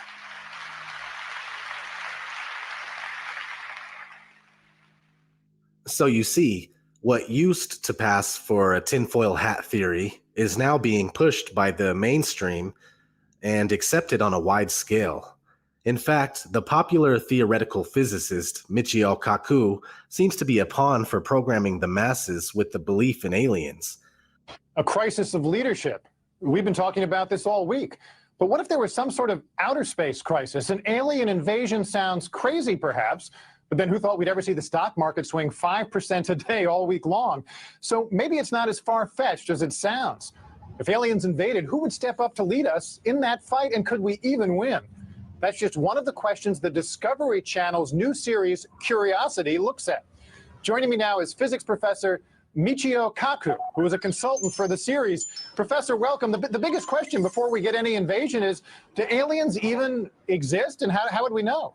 Well, the Kepler satellite currently orbiting in outer space has identified about 50 planets that seem very much Earth-like. In fact, every week we discover another Jupiter-sized planet in outer space. Now, to be sure, most of them probably have no more than microbial life, just germs. But a few of them may have intelligent life, perhaps even more advanced than what we have on Earth. Now, so how does this actually work? When Discovery decided they were going to do a show on alien invasions, your phone rings because you're on the sort of speed dial for theoretical physicists who can help them do the war game for how this might play out? Well, believe it or not, we physicists have actually studied the question of what happens if we do encounter a hostile advanced civilization in space. Open your mind to the possibility that one day we will make contact with an intelligent civilization in outer space that could be thousands, millions of years ahead of us in technology. The Kepler satellite has identified 2,000 planets orbiting other star systems. So tonight, when you look at the night sky, realize that somebody could be looking back at you. Now, if there is a life form out there, they could be literally millions of years ahead of us. The universe is 13.7 billion years old, so a million years is nothing compared to the age of the universe. I mean, we have nothing to offer them. Are we going to get answers in our lifetime about this? Well, next we're going to focus our radio telescope to see whether we can eavesdrop on their I Love Lucy. Maybe they too have, Leave It to Beaver and TV shows like that. So we're going to focus our radio efforts now on this star to see whether there's any regular radio emissions from that planet.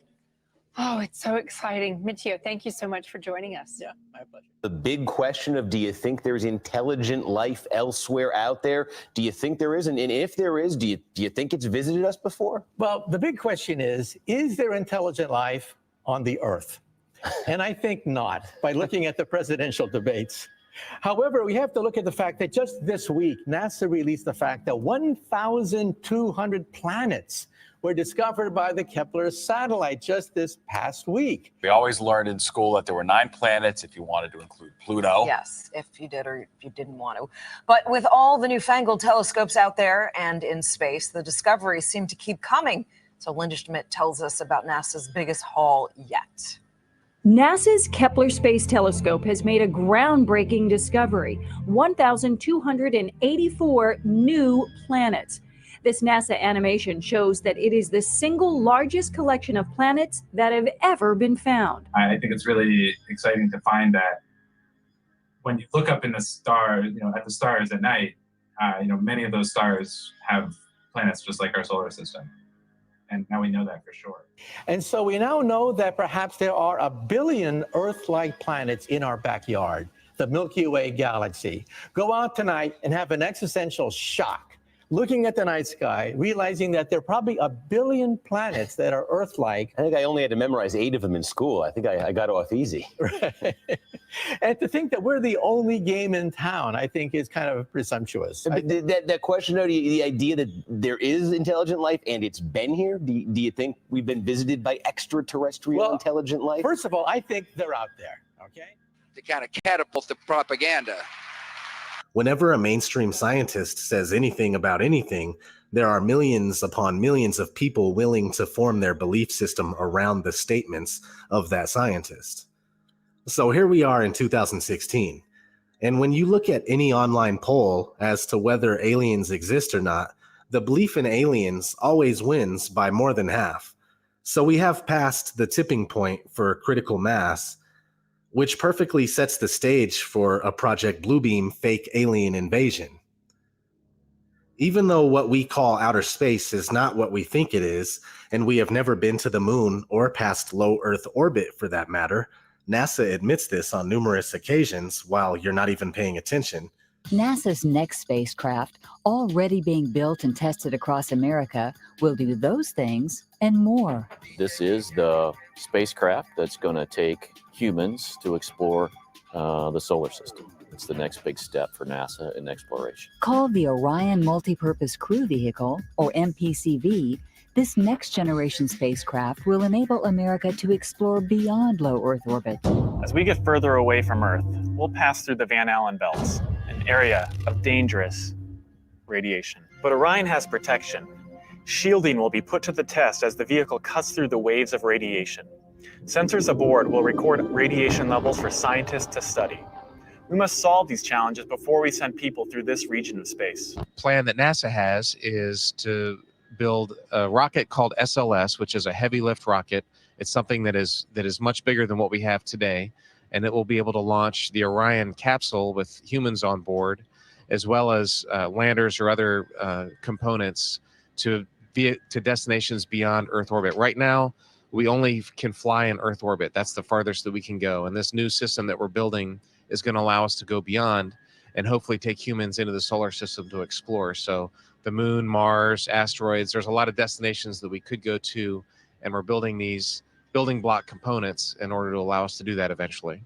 So this leads me to flat Earth and why, if we knew the Earth is flat and enclosed by an impenetrable barrier, Project Bluebeam would not work. If we all understood the truth about where we live, most likely the belief in aliens would be very rare. But since they lie to us and would have us believe that there are billions of galaxies and billions of other planets, the belief in intelligent extraterrestrial life becomes the norm. Not only that, though, outer space and alien programming have been underway for quite some time.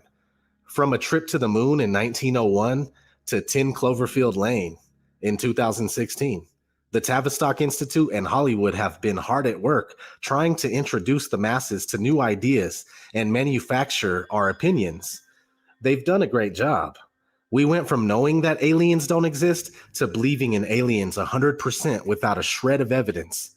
UFOs, on the other hand, are very real, unidentified flying objects. But all it is suppressed top secret government and military technology. They will utilize these top secret crafts to trick us into believing in an alien threat. They will also use holographic projections and something like the silent subliminal presentation system that can beam voices into our heads, which has already been patented for years now. Look it up. While you're at it, look at hologram technology that's already been used to show Michael Jackson on stage and even Tupac performing as well. One last note, pay attention to the timing of alien programming. For instance, Hillary talking about aliens on talk shows and promising to disclose classified information about extraterrestrials when in office, and the release of Independence Day 2. The timing of these things says a lot in itself.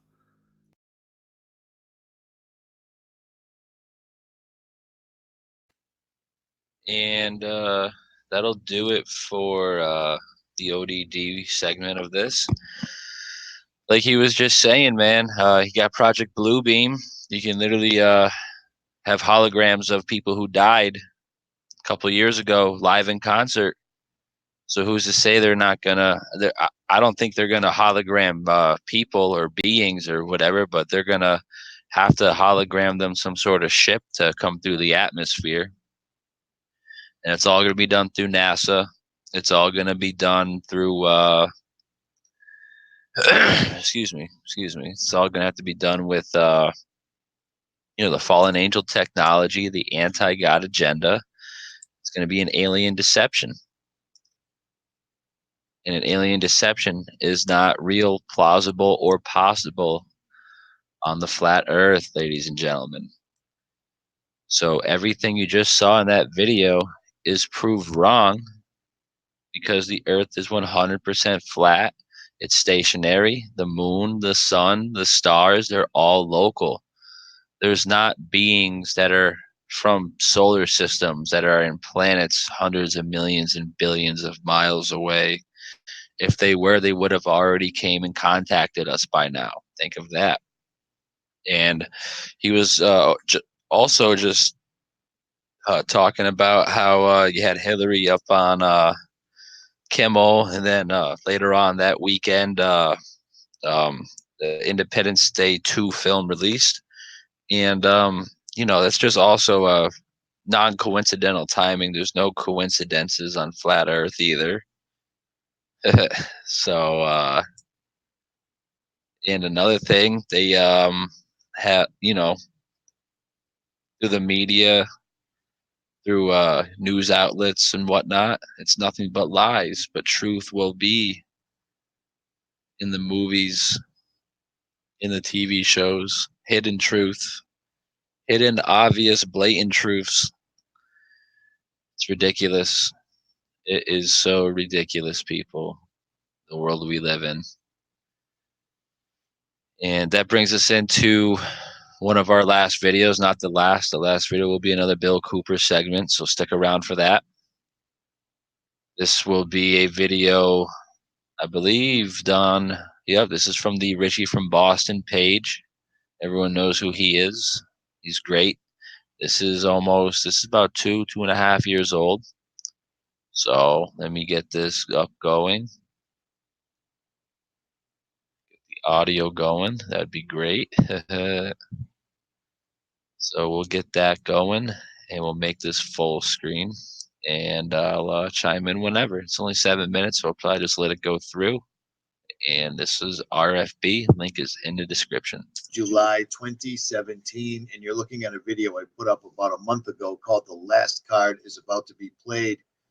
And in that video, I outlined how the media, the mainstream websites all over the internet have upticked drastically in the amount of UFO, quote unquote, sightings and Goldilocks planets that could be inhabited just like our own. And I'm not the only one that's noticed this as of late. Let me point out a couple of other videos really quick that back me up completely on this. Mike from On Point Preparedness did a quick 4-minute video on President Trump preparing America for the alien deception. And I'm going to let you listen to this real quick, and then I'm going to jump in again afterwards. So stay with me.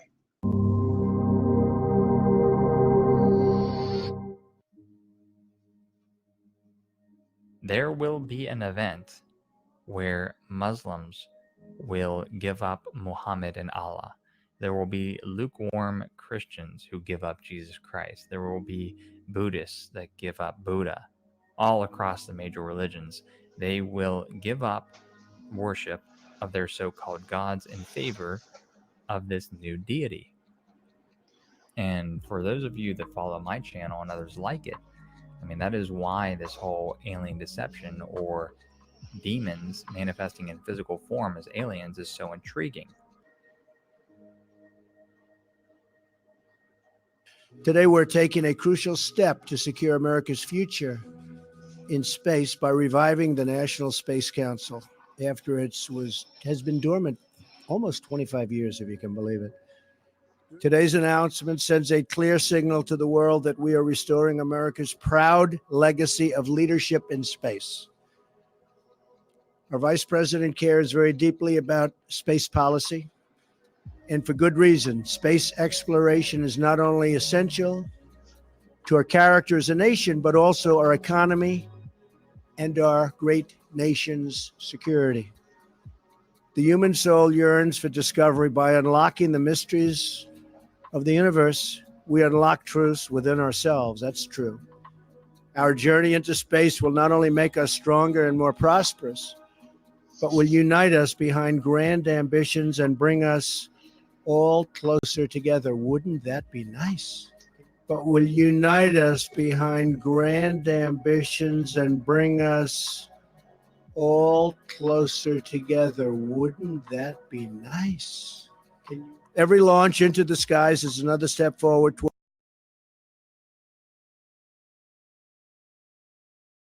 And I just want to intervene again real quick. You got Donald Trump, Ronald Reagan, George Bush Sr., and at other points, George Bush Jr., all talking about alien coming forth to unite the world as one. It's so ridiculous. The Space Force to help protect Earth from the alien threat. Like I said before, guys, this is all not possible if the Earth is flat. Since we know the Earth is flat, we know these are all lies, propagated lies to usher in the demonic hell, the demonic beings that will raise hell here on Earth. The alien deception. Let me, I keep scrolling this away. Let me stop this screen share real quick. And once again, let me just show you what Aleister Crowley drew. Show you what he drew after he did the Babylon working / Babylon rising ritual. There you go. There you go. People think are gray aliens are 1,000-year-old demonic beings, people. I can't stress that enough. Really cannot stress that enough. And in the chat, we got Squeeze Music. What's going on, bro? How are you? PG2424 is back. How are you, honey? Charity A, how you doing on?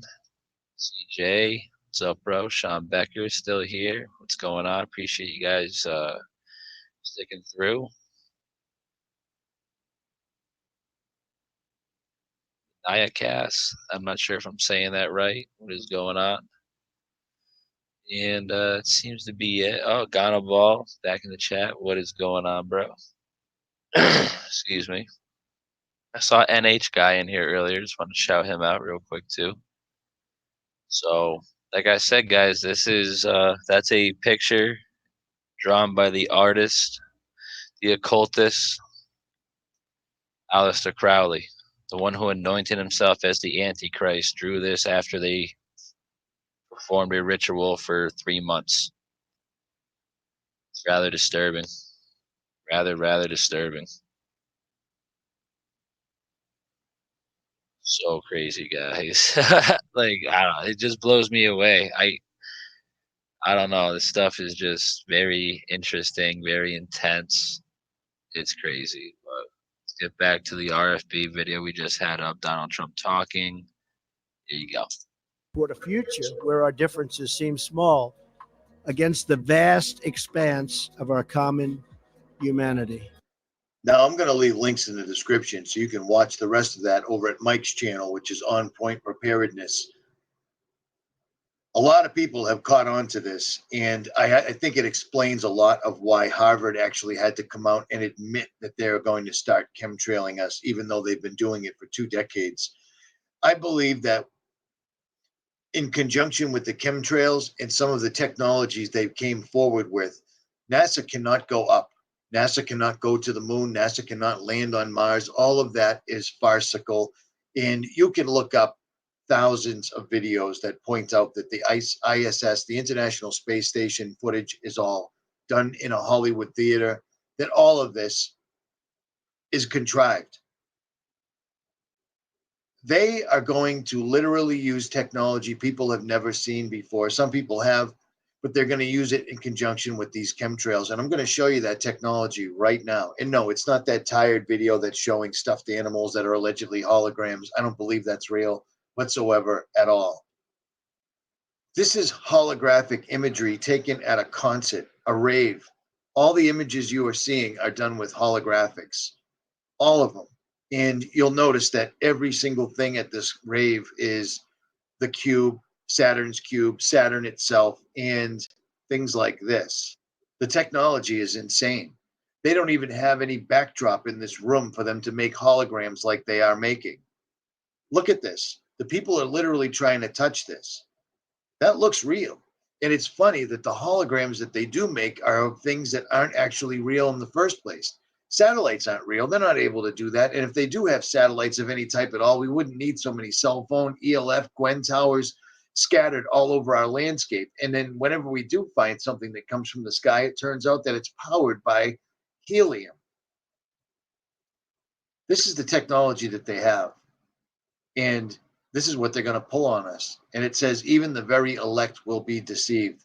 People will literally hand over their religions and jump on board this because it will be holographic imagery combined with technology we've never seen before. Things like the TR-3B Air Force spaceship that they have. People are going to be deceived. And make sure you're grounded. Make sure you understand this is coming. We've been warning you for a long time, and a lot of people have taken a lot of flack for trying to warn people of things that are happening as they unfurl in front of us. Sometimes you have to view things from a distance in order to see the real truth. It is America's destiny to be at the forefront of humanity's eternal quest for knowledge. It is America's destiny to be at the forefront of humanity's eternal quest for knowledge. And so in the end times, it makes sense that the same trick will be played on us, that we will be seeking knowledge and wisdom. A lot of room out there, right? Infinity and beyond. Infinity. It could be infinity. We really don't know. It could be. There could be something, but it could be infinity, right? At some point in the future, we're going to look back and say, how did we do it without space? In this video right here, this guy shows exactly how NASA gets caught faking everything in outer space. If they could make it to outer space, why would they fake it constantly, and get caught doing it all the time? It's unbelievable the amount of times they've been caught using harnesses, using airplanes to fake zero gravity, or getting caught wearing harnesses all the time. The clock is ticking. Things are happening. It appears that we are very close. It's just my opinion. Richie from Boston. Like, share, subscribe, or don't. I'm out.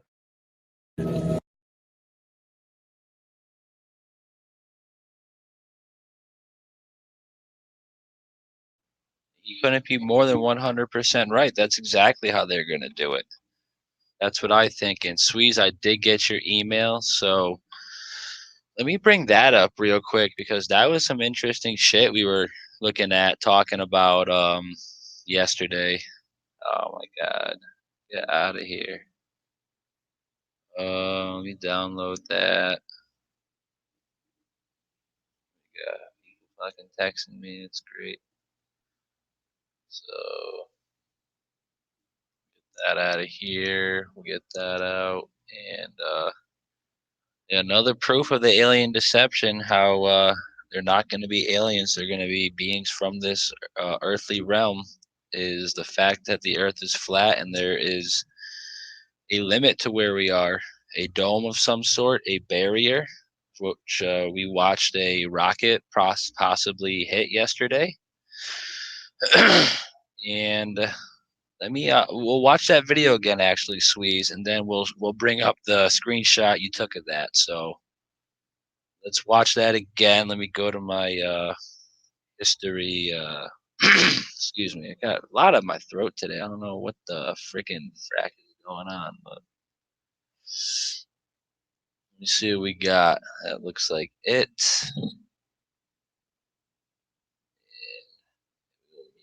Mic here. And all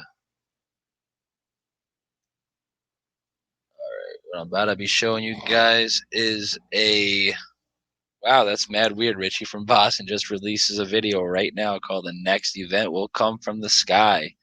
I'm telling you guys, that guy is on it. That guy is on his shit. He knows exactly what he's talking about. So yeah, let me bring this video up to prove that the whatever is gonna come is coming from the sky. It's gonna be stars coming down, people. The fallen angels, the planets, the wandering stars, the stars that are blinking at night all of a sudden.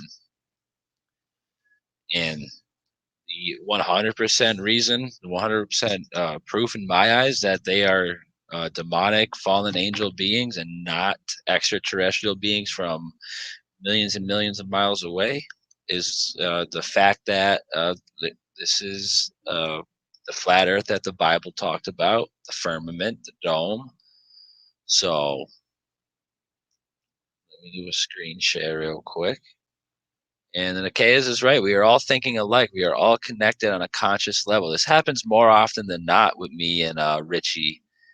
Whether he knows it or not, I'll think of something. The next thing I know, the dude puts a video out about it. Literally, the guy's on his shit. I love him. I'd love to have a chat with him. You guys could link that up. That'd be fucking unreal. So let me share this. We'll watch this again, and then we'll put up. I'll bring you guys the link that that Sweeze brought me. It's just a picture from in here. You'll see. So what we're going to be looking at, we're going to be looking for when the rocket gets altitude. So when we're about like here in the video, just keep your eyes peeled in the bottom or in the fuck is it in the top left hand corner. You're gonna see something right as it hits the dome, I think. So watch this again. It's getting launched. It's going up, up, up, up, up, up, up.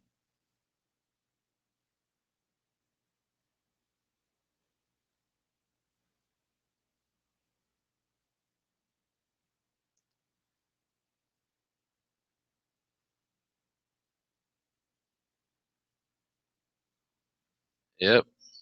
And it's I think it's gonna be a 340.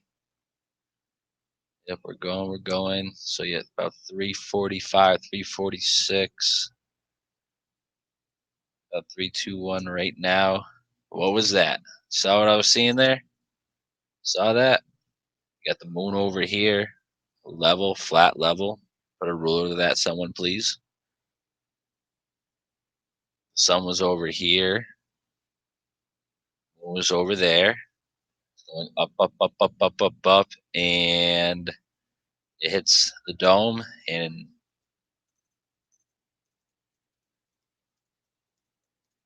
I know here's a screenshot. Oh, I just had it, but still, you guys saw that. You guys saw that, right?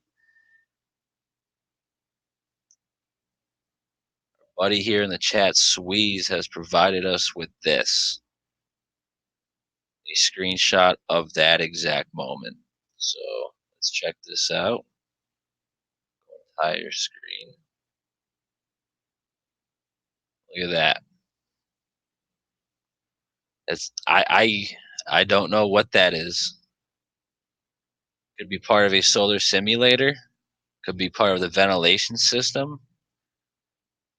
Could be one of the free floating satellites they somehow have up there. Free energy. One of like 2 satellites that are actually up there, probably. It's hard to call what that is, guys.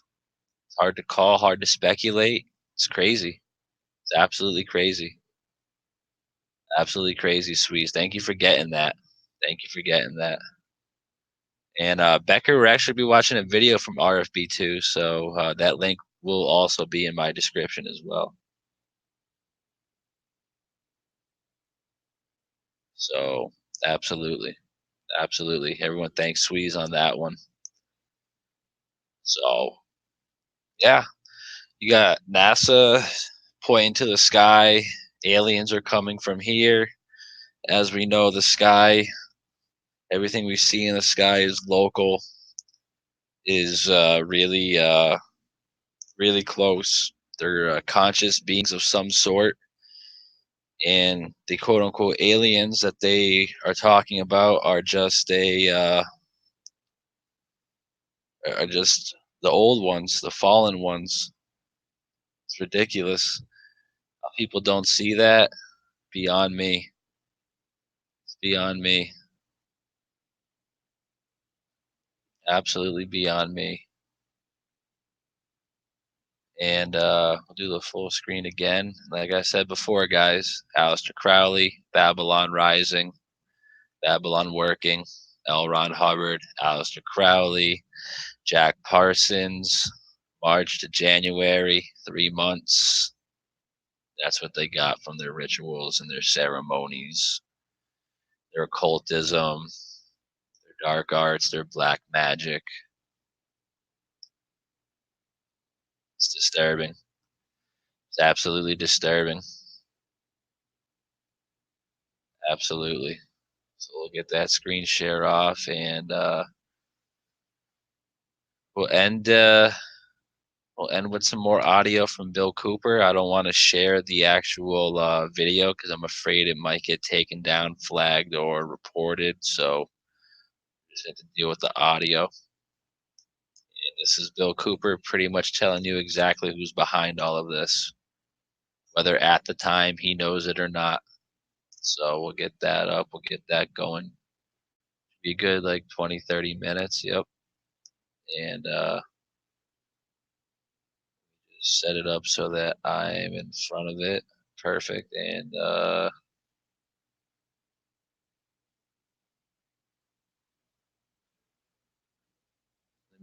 give me a thumbs up if you guys can hear this or not. And man, with his intellect and his wisdom and his knowledge, will create technology which will elevate man to the position of God. And all this is allegorical. Don't take the story literally, you see, because it's all allegorical. They believe that intellect, reason, is the light, is the true God,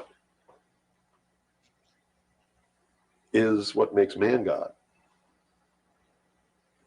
And I'm not going to debate the right or wrongness of that, because who the hell knows? But I can tell you that they pervert whatever it is that might be divine about their philosophy by becoming what they profess to destroy. Yes. And so in their zeal to bring about the New World Order, they destroyed the political will of the nation when they assassinated John F. Kennedy, which has furthered their goals because it made a lot of people feel so helpless that, God, if they can kill the president, who am I? You know, what can I do? I'm just one lonely, helpless person. So they quit voting. They abdicated their power.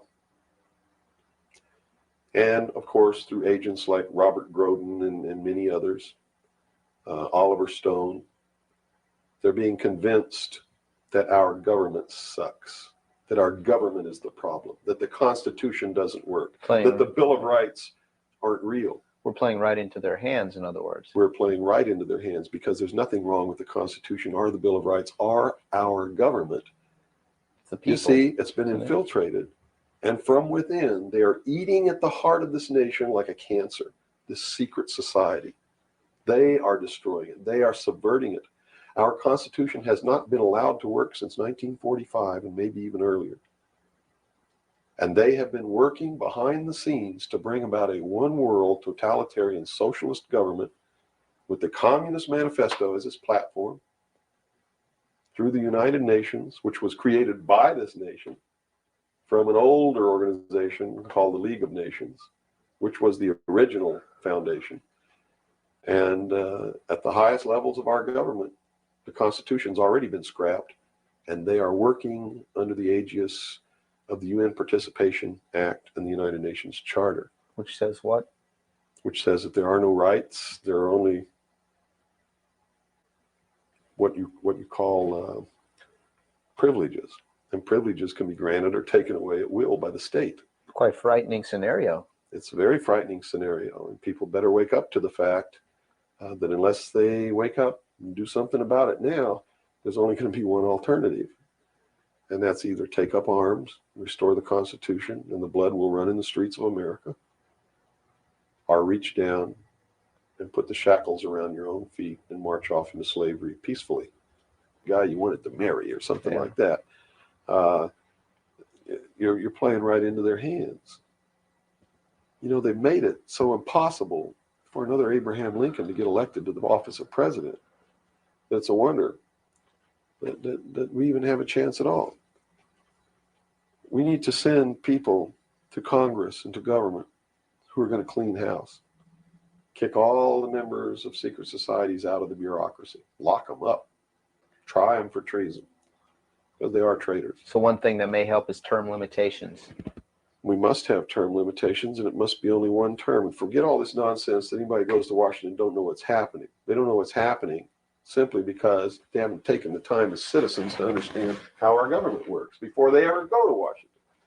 You see, it should be a process that starts in infancy. It works its way up, and everybody should be taking part in the government. Now, if someone came in to office with this kind of knowledge and with this kind of intent to really push these people out, would they not be eliminated immediately? Not if they have the people behind them, because what the people would do in one fell swoop, in one election, would elect people who've never served in government before, kick the incumbents out, send citizens to Washington. And here's the way it has to be done. You know, right now, you don't even pay your congressman. You know who pays your congressman? The federal democracy of the District of Columbia. The federal government pays your congressman, who's supposed to be representing your state and you. The federal government is a foreign country to your state. Why should he represent you? Not only that, but he moves to Washington, D.C. He maintains a residence here, but he doesn't live here. And as long as you reelect him, he continues to live in Washington, D.C. forever if you keep reelecting him. So they lose all touch with what's back here. They're paid by a foreign government, the federal government. They're not paid by the sovereign state of Georgia or by you. They have to be paid by you. And they have to live here. They can't move to Washington, D.C. They go to Washington, D.C. for one term. Okay? One term only. When that term's up, they have to come back. And you don't pay them exorbitant funds. You pay them just enough to live on comfortably while they're there. No fancy giant cocktail parties, none of this crap. And you take care of their family. See, they don't take their family either. That's the other clue. They leave their family here where they live. You, the people of Georgia, take care of their family and their business or their farm or whatever it is they have while they're gone. Now, do you think they have a vested interest in representing you? They sure would under those conditions. Yeah. But under the conditions they go under now, they have no interest whatsoever in taking care of you. Now let's look at the current. They're taking care of themselves. The current crop of presidential candidates. Is there anybody even running that represents something that we're talking about here? No, all of them are New World people. Tsongas, in his book, even everything he's written touts the New World Order. All of it, right for Tsongas's literature. You're going to see New World Order, New World Order, New World Order, New World Order.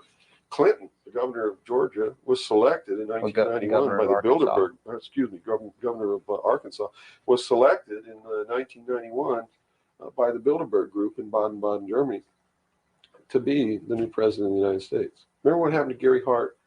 What did he do? He went out on a boat with a woman who wasn't his wife, and he was destroyed. Look at Clinton. What's happened to him?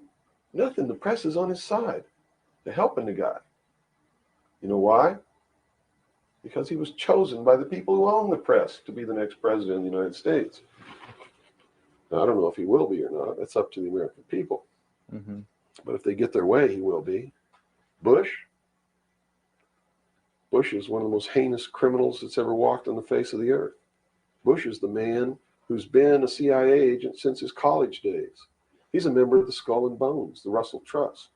He was initiated in a casket with a ribbon tied around his genitalia, which symbolizes that he's a priest in the temple of Isis.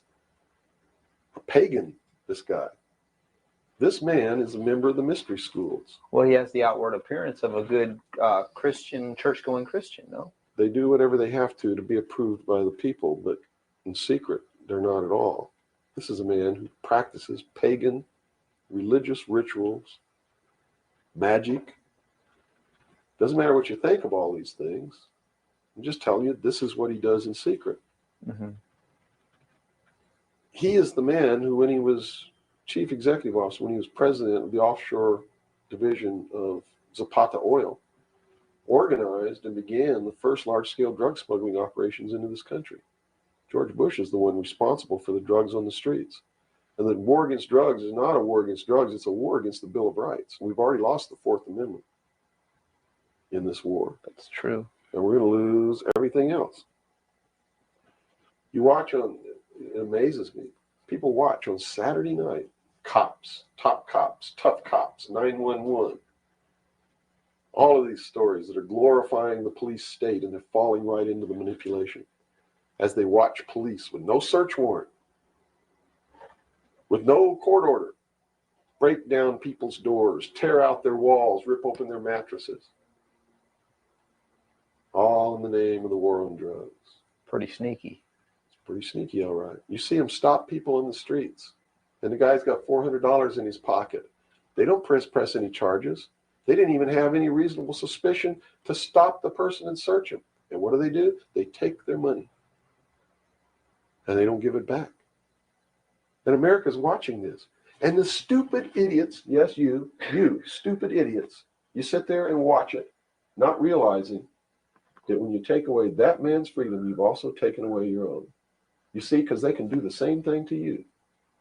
Just because you talk a way that they don't like you talking, or because you wear red shoes and they don't like red shoes, they can do the same thing to you. And under the new law, without a court order, without a search warrant, they can break down your door, they can rip open your mattresses, your couches, your walls, they can trash your house. All in the name of the war on drugs. And let's say they don't like the color of your shoes. All they have to do is drop a little pouch of cocaine in your living room, behind your couch, and find it and say, aha, you're a drug dealer. What happens then? Now they can confiscate your house, all your possessions, all your property, all your bank accounts, all your cars, boats, vacation cottages, whatever you have. And they can auction it off within 24 hours without ever even pressing charges against you. Without a court order, without due process, without just compensation. And there's not a damn thing that you can do about it. Not a damn thing. At least right now. At least right now. And the reason you can't do a damn thing about it is because you're the one who brought it about through your stupidity. You're mentally crippled. You're operating from a position of ignorance, apathy, abdication, irresponsibility. We're losing our country, our freedoms, everything. Now, these are strong accusations of the American public. What do you hope to accomplish by angering the very audience that you want to watch and listen to you? Go prove me wrong. Go make me the idiot. In so doing, you're going to find out what the truth is, and maybe you'll wake your up. And if you do, maybe we can save our country. Because I don't really care at this point whether you get mad at me or not. My country's disappearing. My freedoms are disappearing. My daughter's going to live as a slave in the New World Order if you people don't wake up and help me. So if I had a 2x4, literally, I would smack you upside the head with it. I don't care if you get mad at me. It's beyond that state. You know, I'm willing to put my life on the line. Why would I care if you get mad at me? Mm-hmm. You know, people say, well, don't you feel threatened? Don't you feel like your life is in danger? Are you kidding? You're the people who sent your sons and daughters to fight an illegal, immoral, unjustified war in the Middle East? And that didn't bother you a bit that they might have got killed over there, and you're worried that I might get hurt or killed right here, really defending my country? Really fighting in defense of the Constitution? Right. You brought up the Persian Gulf War. That's something that's still on a lot of people's minds. Based on what you're saying, what was the reason for that war? They should feel really guilty. They should feel really bad about that. I mean, what about a Saddam Hussein that everyone seems to agree is you know, the evil man here, that we had the right to go in and punish, destroy, or whatever? Well, it's funny that the man who purported to want to destroy Saddam Hussein was the man who really built Saddam Hussein when he was in the Central Intelligence Agency. We have been building up Saddam Hussein's arsenal, his technology. And with that action, he established the legal foundation in international law that the United Nations is now legally and overtly the one world government, and that the United States military forces and the other forces that were sent by other countries were established as the one world police force under the United Nations. Have you seen? So that's pretty much all of that little excerpt of Bill Cooper I wanted you guys to get. The UN is a one world. We already are in a one world government, people. The UN is up. The UN is obviously been active. The UN restricts your limits to the Arctic and Antarctic regions for no actual real reason, which is interesting. And like he just said, U.S. and England, probably now Germany, all these other Australia, global like the global police force. That's their role. There's other roles for other countries, and we are already in this one world government. It's honestly ridiculous. And like I said before, guys, it was kind of crazy that Richie from Boston just decided to upload a video that's probably about alien deception as we're talking about it. So I did listen to a little bit of it, and it looked like actually he's premiering in a little bit. He's gonna go live in a little bit. It's pretty sick. So where's my history? I got a little bit through, and it seems like this is when he started to talk about the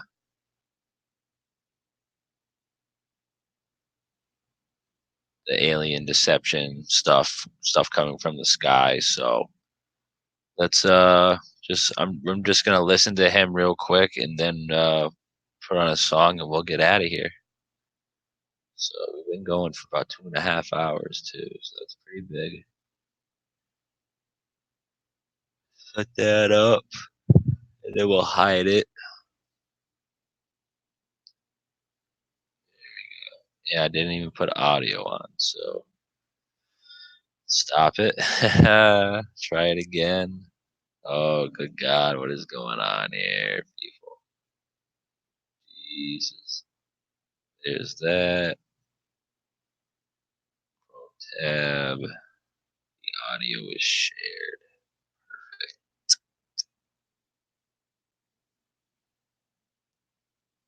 Put that in front. We'll start it up and we'll hear what Richie has to say live. I haven't watched the rest. I got this far, and we'll see what else he has to say, guys. We'll watch it live. I love Richie.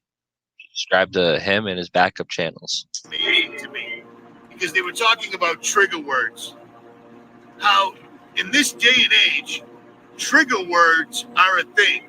You can say a word to another human being on this earth right now and trigger them, and they'll freak out, or they'll have to call the police, or they'll need assistance. They'll have to call a psychiatrist or take a medication, or they could act out in some way. Sticks and stones may break my bones, but names will never hurt me, is what every 5-year-old girl I knew growing up would sing. And you know why? Because it was true. But you know why this is our new reality? Trigger words came from ABC Nightly News. Trigger words came from shows like Seinfeld, My Two Dads, The Simpsons. Trigger words came from television. Almost all of the moral decay that we're watching happening right now, you cannot deny that. You cannot deny that. When Amazon and Walmart are selling shirts for little girls that say "Daddy's little slut," when you can buy a fun book for your children to teach them how to draw sigils to attract and communicate with demons. Yeah, the train's off the track. There ain't no turning this one around. Do you see what I'm saying? We're effed. Right in the A. We're effed. Society as a whole is effed. Me, and probably you, Christians, people that understand that going to church on Sunday was an invention by the Vatican to keep everyone from keeping the Sabbath, Saturday, holy. We're not, for the most part.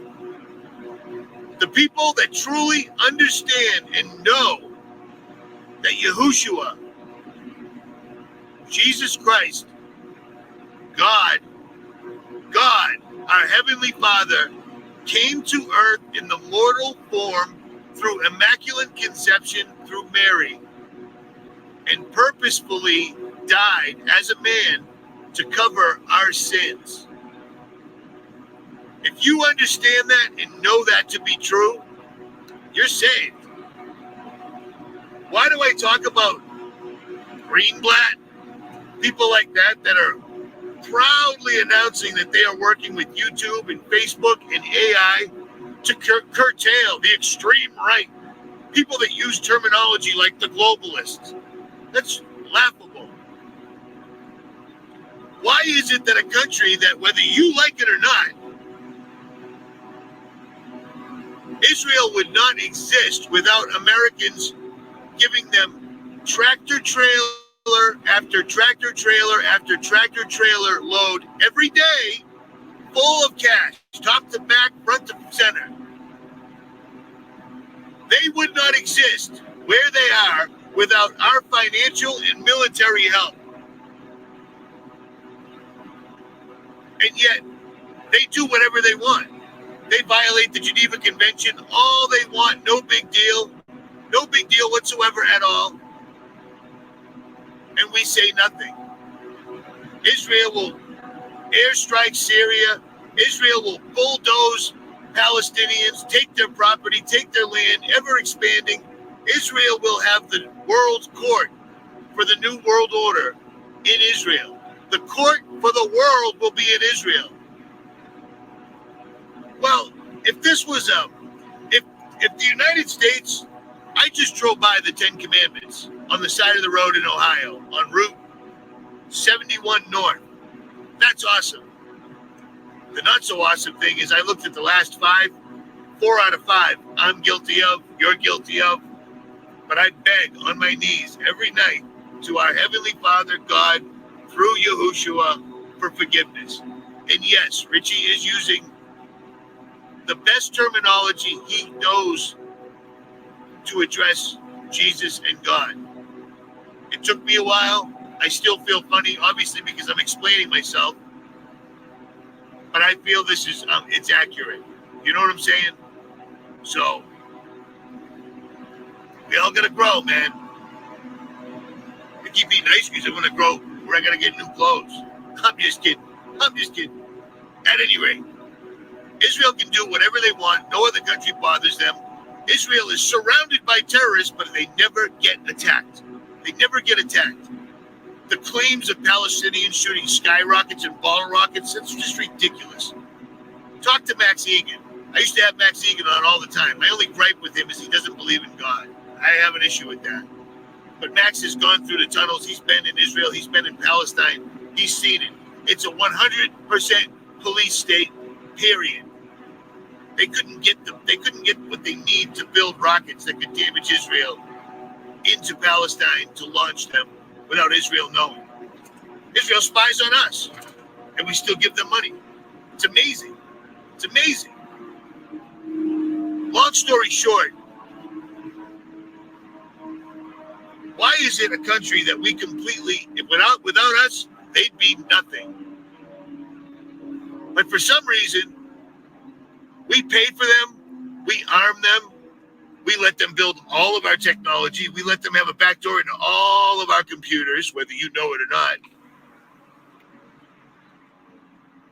But they control Hollywood, the Federal Reserve, the Pentagon, most of the government, and now they're censoring Americans. The same people that are making it possible for them to exist, they're censoring us.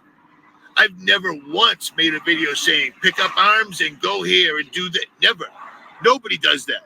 The only time you hear crazy shit like that is when it's a video like Benghazi, where it's total contrived bullshit. I'm a white, straight, Christian male, and I was in the military. I have the right to tell you what I'm seeing and what I found, without some other country that without us wouldn't even exist telling us what we can and can't say. It's getting bad. It's speeding up, and it's going to get worse. At any rate, be prepared. Be ready. Because when it comes again, and it's coming, it'll be like a thief in the night. 9/11, Nobody saw that coming. The next one is going to make 9/11 look small. And I'll tell you what, this time around, it's going to have something to do with the sky. There's a reason that this is what the sky looks like every day. In the end, there will be signs in the sun, moon, and stars. There is a collective on this planet, on this earth, right now, making it impossible for me and you and everyone we know to see the sky. And when we do see the sky, most people that are familiar with watching the sky for 2, 3, 4, 5 decades are questioning what they're seeing because it isn't accurate. You see what I mean? Be ready. Be prepared. The holiday, Saturnalia, is coming, and some people will still have to participate for fear of being shunned by their family. If you want to help your family out, help them get prepared. You see what I mean? It's still a gift. So yeah, Richie is 100% right there.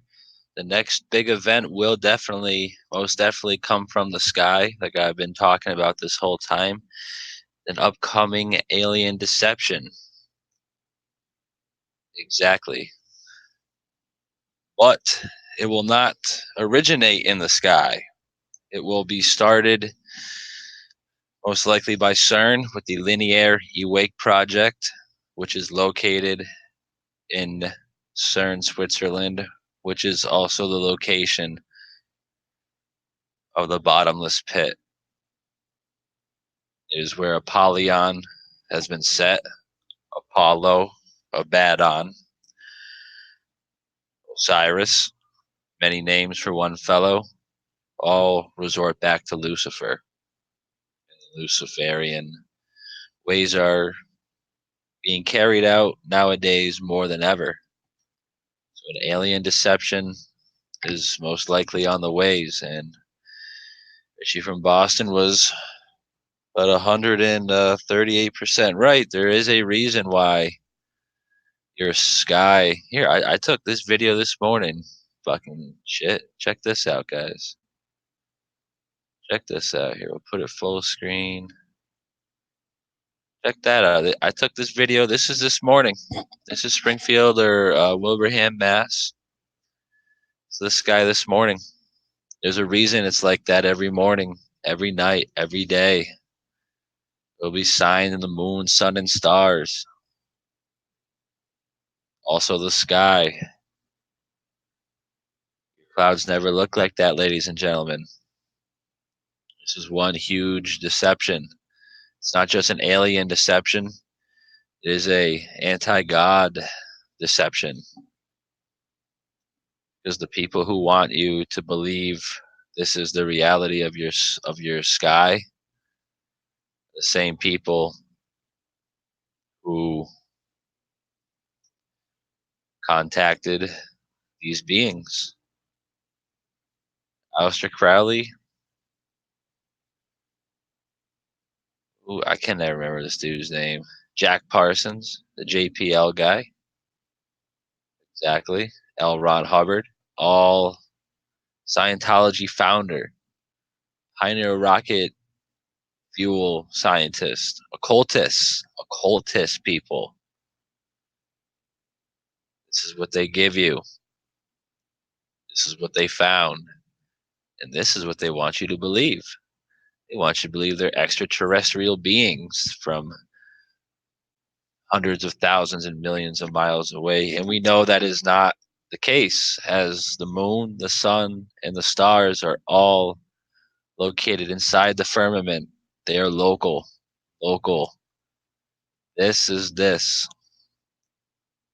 Exactly. The Greys. The Greys are demons. The Greys are fallen angels. The Greys have been around for hundreds, if not thousands of years, watching our every move. They witness creation. It is disturbing. It is absolutely disturbing. It's all right here. The reason why It's flat in space, and they hit a barrier. Exactly. Look at that. It's going up. It's up, up, up, up, up. It's going, and hits a barrier.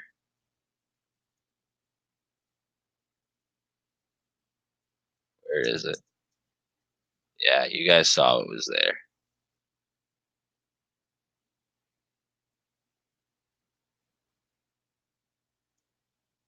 Yeah.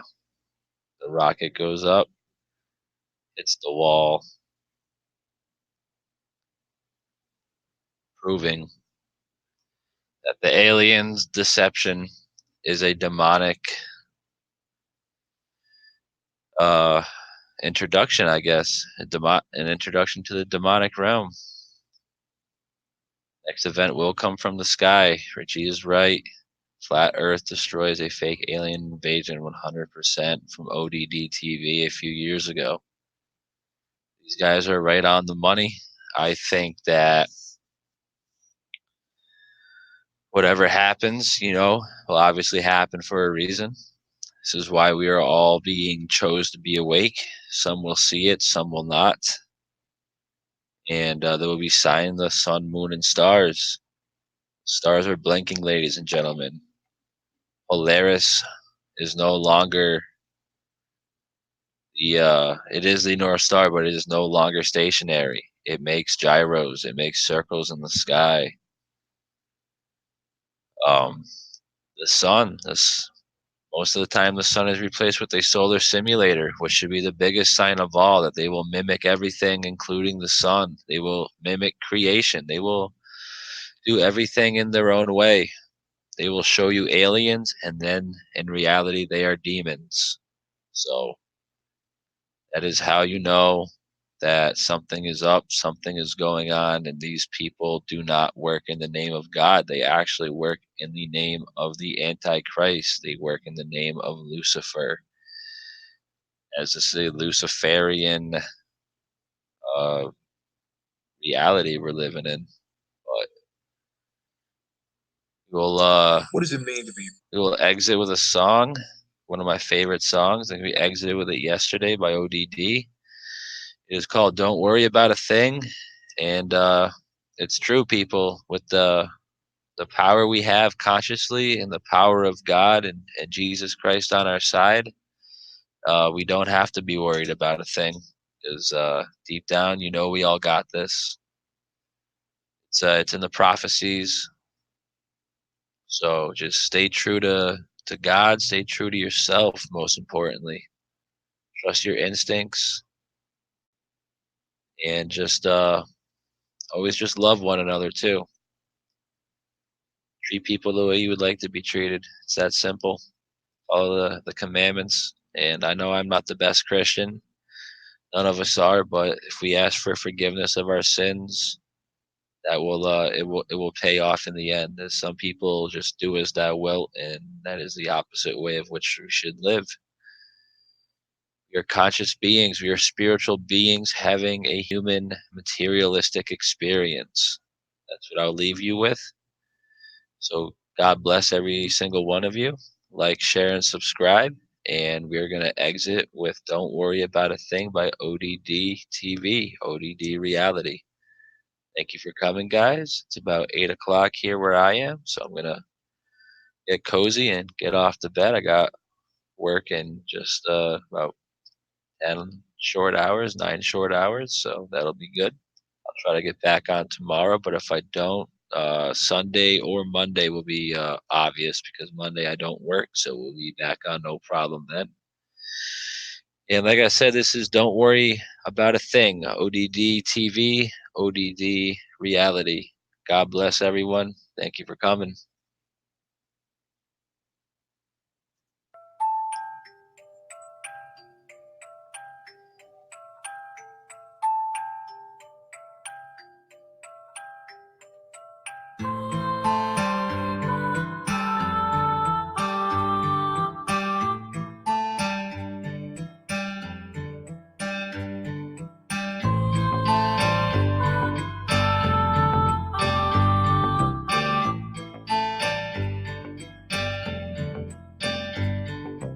wondering what life's about and what it really means. Nothing's what you thought it was and nothing's what it seems. Always stressed about the world and all the hurt that it can bring. But God is by your side, so don't you worry about a thing. You feel like you're so far away, no one can hear your screams. Even when you're sleeping, there's no comfort in your dreams. You're living while you're learning and the journey can be mean. But God has got your back, so don't you worry about a thing. Every day just keeps repeating as you're passing through the seasons. Always struggling with something, always battling with demons. If it's happiness you're seeking, just be happy that you're breathing. They say everything that happens to you happens for a reason. Some days will be hard and then some will be even harder. There'll be times when you feel like you just can't take it any longer. But don't think of giving up, cause there's really no need to bother. Anything that doesn't kill you is making you even stronger. Life will rip you open and then pick you apart.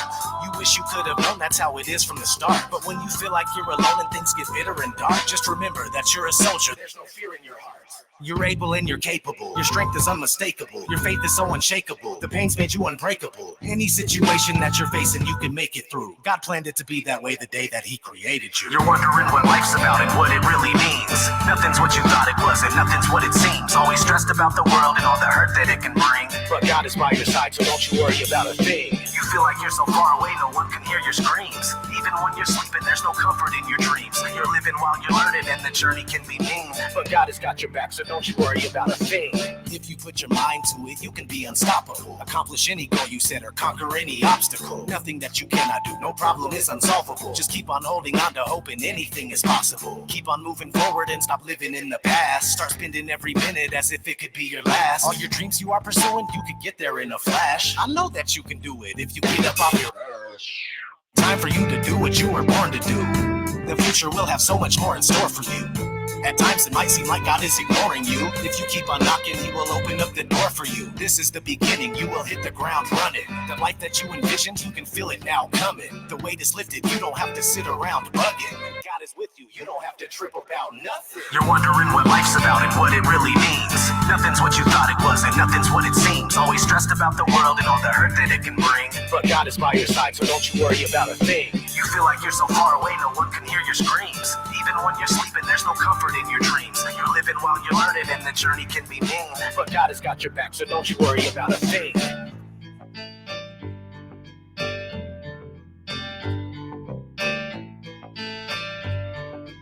God has got your back, so don't you worry about a thing.